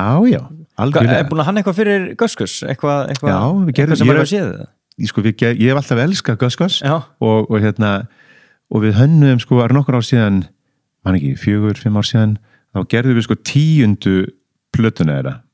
þá komu þeir til okkar við hönnum geisladiskinn Mexiko gerðum allan diskinn og vínilinn og plaggötinn og alla herferðina og svo gerðum við eitt tónlistamindband með þeim sem instrumentalag af Mexiko disknum og svo hvað annað gerðum við í fyrra þá, hvernig var það í fyrra eða bara fyrr í vetur þá áttu þeir hvað var það, 25 ára afmæli eða? Já, einmitt, þetta er svona gamalt batteri og 25 eða 30 ára ég hef ekki skáð svona 10 ára sko þeir eru búin að vera, ég held að þessu 25 eða 30 ára og þá voru segjum 25 ár en þá voru með sko afmælistónleika í Hörpu geggjaða tónleika og þá partnerinn minn Jan, hann er búin að vera hann einhver jakkaföt, bara einhver svona gríni og þá hönnum við jakka og buxur og skyrtu sem að Daniel Ágúst var á tónleikunum var þetta ekki svona ljósjakki með síðan svona mynstri hérna niður í hvítur jakki með einhverju munstri og svo gerðum við eitthvað svona upp á sviðinu eitthvað vídeo og eitthvað cool. með þeim gaman að geta verið í alls konar störfum sem grafískur hönnur það er mjög gaman að hafa eitthvað svona eitthvað vít mörg mismunandi verkefni mér persónulega finnst það geggjað þegar þú horfir á fyrirliðin núna og sem er orðin svolítið langur búin að vera lengi og lengi í bara suðupottinum í Manhattan hvað eru svona, hver myndir segja að væri þín svona heilla skref á ferlinum, hvað er svona það sem að þú ert mjög þakkláttur fyrir að hafi gerst og ég geti nú ímyndað mér ef ég ætti að giska með að tala við að það væri að fá þarna inn hjá Sagmaster og að hitta hann Jan en er eitthvað annað svona sem að hefur litað lífið þitt mikið sem hefur gerst? Ég veit nú ekki, þetta er svona falleg spurning þetta er eitthvað sem ég er ekki að tjóka ég er ekki hugsað þetta sko, ég myndi eiginlega segja ég myndi segja að hitta Stefán hitta kona mína það er rosa punktur auðvitað og líka því að sko maður þú veist, ég og Jan byrjum fyrirtækið árið 2000 þá er ég og kona mín árið bara kæristupar og áttum ekki krakka og það var ekki pressa og hún var með mjög gott jobb og með fín laun þannig að það var svona engin pressa á mig að vera með einhvern auður strax og það ég gleymi þessu stundum, það er rosa stór punktur það er svolítið verðmætt það er mjög mikil verðmætt í því þannig að við tveir vorum bara smá kærlausir hún var bara, opnum ykkur að skrifstofu ykkur að 2-3 síma og engan kunna og ekki neitt, við vorum ekkert að pæli neinu hljómar alveg fáranlega en og svo einhvern veginn hægt og rólega komið þetta en maður hefði ekkert getað gert þetta á þess að vera með einhvern messer í þessu og svo kannski núna veit ekki maður eða myndi starta ykkur fyrirtæki núna maður er miklu varkárari það? Já, ég held það maður á einhverja íbúð maður borgar ykkur laun og ég væri miklu varkárari með þetta þannig ég held að tímasetningin á þessu var mjög góð fyrir okkur þetta var bara, kærlausir báðum með einhverja kærustur og bara, kýlum bara á þetta og það var bara einhvern veginn ekkert mál ekkert stress og svo bara þess að þetta sé svona líka svo bara eins og pappa og mamma þakka þeim og eitthvað svona akkurat ekkert að sé eitthvað eins og Óskarinn nei en samt það er gaman að heyra líka út af að það er eins og þú planir ekki beint eitthvað ég ætla að hitta þennan gæði og við ætlum að opna fyrirtæki en það er kannski svona þegar maður lítur tilbaka að það er svona emmitt þetta hefði ekki getið gerst ef að þessi hefði ekki verið aðna eða eitthvað svona en það er ótrúlega góðu punktur hjá þér finnst mér að maður svona pælir ekkert í þessu en það er svo ótrúlega oft einhvern veginn sem maður einhvern veginn svona og ég ætla að segja þetta er smá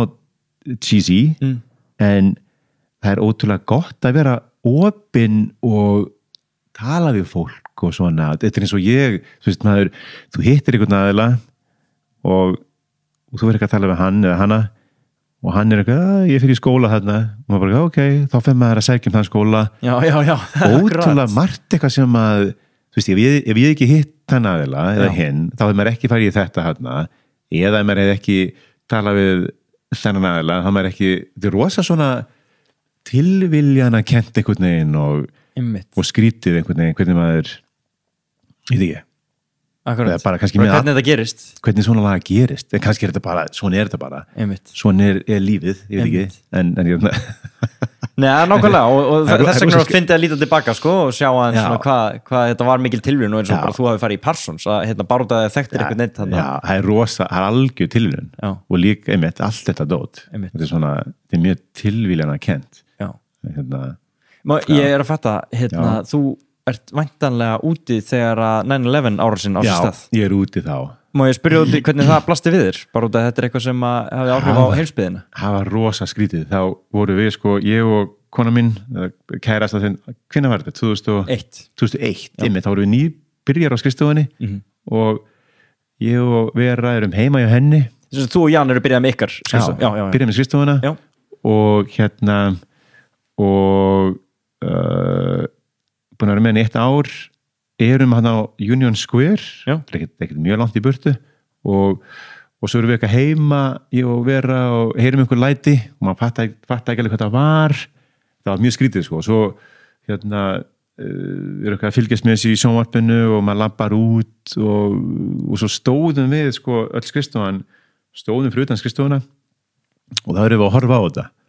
og þetta var alveg crazy og maður einhvern veginn svona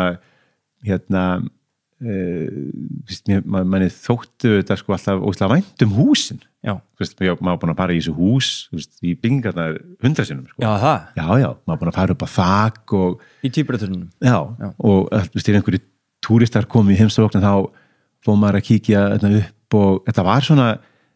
attraction að fara í húsi og skoða og kíkja og þannig að ég verið að koma með 20 sinnum eða 15-20 sinnum og en svo mann ég sko að maður stóða þannig fyrir utan og var að horfa á þetta en það hvarðla ramman þetta myndi eitthvað detta niður að hrynja þetta er svo stórt og þetta er bara þetta er eins og bara ég held að er ekki Hallgrímskirkjan ég held að hæðin á Hallgrímskirkju er eins og breiddin á húsinu, öðru húsinu eða minna held ég þetta er, hvað er Hallgrímskirkja? 70 metra þetta er sko beysið á þessu þetta er massa stórt og maður stóð þarna og maður bara og maður held að veri bara að fara að kveik ný maður vissi ekki að það væri einhver flugvél Nei, ok, þú vissir ekki eins og þetta væri árás Nei, fyrst voru það fyrir utan að það held aldrei að það væri bara einhver eldur og maður bara, ok, ekki bara farin að vinna eitthvað og þetta er einhver eldur og þeir komið til með að slökka á sig eitthvað og þannig þegar maður sáum þetta hrynja það var ótrúlegt. Þú serði þetta hrynja? Já, sáum þetta hrynja og það var alveg, þú veist, maður bara gafti, sko, þú veist, maður aldrei haldið þetta kemið niður. Nei. Og svo var alveg ótrúlegt og þú veist, við stóðum þarna og þá, þú veist, bæði, húsið hérna og svo þegar þetta hrynur og að þá er eins og þetta hefði bara verið, þú veist, frá þínu sjónarhorni eða okkar að þá bara kemur sprenging hérna það er eins og þannig að við stóðum að það voru bara, heyrðu, það er einhver búin að fara þarna í marga vikur og setja sprengiefni á allar hæðirnar það var augljóst að þetta bara sprakk bara bara svona lóðrétt niður alveg systematic en þá var þetta kannski að því að þú veist, bara fyrsta hæðin hrynur gefur sig bara en við vorum bara, þetta er það var augljóst að það bara hafa verið að springið upp einhver sem hafi komið að inn og það er mjög skrítið og sko, þú ert að tala um ekki eitthvað sem þú sér á YouTube þú bara horfir á þetta gerast við sáum þetta gerast, þetta var hræðilegt og svo þetta strax bara, þú veist, maður bara en ég man eftir ég tala ekkert oft um þetta eða hugsa um þetta en maður var ekki alveg viss á þegar maður stóð þarna og maður bara er búið að taka allt fólkið út úr húsinu eða er einhver inn í húsinu maður vissi það ekkert maður svona ok, þeir eru búin að tæma þetta og allir komin út eitthvað og svo þetta fljótlega heyrði maður mörg þúsund manns hérna inni og og en svo var rosa skrítið að vera þú veist svona dagan eftir það var rosa skrítið, það var bara eins og skrítin lykt í allir í borginni og þetta var bara hræðilega sko. Já, örgulega þung stemming bara hafði áhrif á alla þarna. Já, hræðileg stemming og mjög skrítið og þá mann líka eftir því að við vorum svona pæli þú veist, eitthvað að flytja þú veist, þetta bara, þú veist, hvers konar staður er þetta eitthvað. Já. Og þá fannst okkur líka einhvern veginn að þú veist, við vildum bara vera áfram bara, þú veist, come on, við erum ekkert að flytja þú veist, það er meira ástæða að vera þarna og hjálpa til og eitthvað svona en þannig við fluttum ekki neitt sko. Nei. En þetta var mjög skrítið þetta er mjög skrítið dæmið sko. Akkurat. Já Það var að sjá þetta er nú alltaf bara, þetta er og svo, ég hef aldrei séð neitt svona áður fyrir nýja síðar sko. Nei, ég getur rétt ímyndað með það mjög skrítið sko. En þú ert ennþá núna í dag, þú býrð í New York áfram. Við búum, ég og kona mín og 15 ára sonur, Dagur búum á Upper East Side og rétt hjá Guggenheim-safninu hjá Garðinum, Central Park búum þar og bara líður vel og svo er fyrirtækið út í Queens þannig við keyrið þangað og tilbaka. Hvað maður lengi þarna í? Hálftími, 40 mínútur eitthvað okay. Þetta er ekkert alveg, stundum er eitthvað meira eða er eitthvað trafík en eins og kona mín, hún er frá Kaliforníu og svo förum við oft þangað tengdar fólkarnir eru þar og svo er mamma og einhverju kúnnar og vinir þannig að við komum mjög oft hingað líka mér er alltaf ekki að vera hér. Þannig að þetta er vesturströndin, austurströndin, Ísland. Já. Rótir að því svolítið. Maður rótir þessu á milli þannig að maður rekka að flakka á milli. Mér finnst það gott plan. Sem bara frábær sko. Bara gegja það. Ég held að búið að gegja að spilla við þig. Er eitthvað sem að er á döfinni hjá þér eitthvað fyrir hlustendur til að vita eða eitthvað stað til að fylgjast með þér hvað getur maður fylgst betur með Karlsson Wilker og Hjalta Karlsson? Sko við erum, ég myndi að segja bara á Instagram einhvern veginn. Einhvern veginn bara þar. Við erum ekki og við erum hálf lélir á Instagram við erum aðalega á Instagram og eitthvað heimasíðunni það er ekkert volað mikið sko. Nei, við þurfum eiginlega að vera aðeins duglegri með þetta en og þú bara minnir mig á þetta er bara, þú ert að minna mig á alveg, to-do-listin duglegri á Instagram ég þarf aðeins að vera við þurfum að vera aðeins duglegri með þetta sko. Eða ekki, ég fíla líka bara að fólk er bara að vinna góða vinnu og þarf ekki að sína frá því sko. Við höfum eiginlega ekki tím í þetta en maður þarf eiginlega að vera með einhvern sem að hjálpa sér með þetta þetta er nefnilega bras sko. Þetta er smá svona erfitt ef maður er ekki með eitthvað system á þessu Nei, og maður nennir ekki að gera þetta illa líka sko. Þannig að þá vil maður ekki vera að drífa sig sko, en ég er á því að maður er ekki aðalega Instagram ég er ekki með TikTok eða eitthvað Nei, við erum ekki komin þangað sko. Það er eins og flestir eru á Instagram og hvort þú fílir eða ekki en þetta er fínt fyrir sumt og þannig að ég er á því að maður eigi að ég ætla að ringja á skrifstofuna eftir og láta ykkur post pump upp grammið maður pumpið upp, gera eitthvað snuðið að gera Hjalti Karlsson, bara takk hérlega fyrir að koma og gaman að tala við þig Takk fyrir mig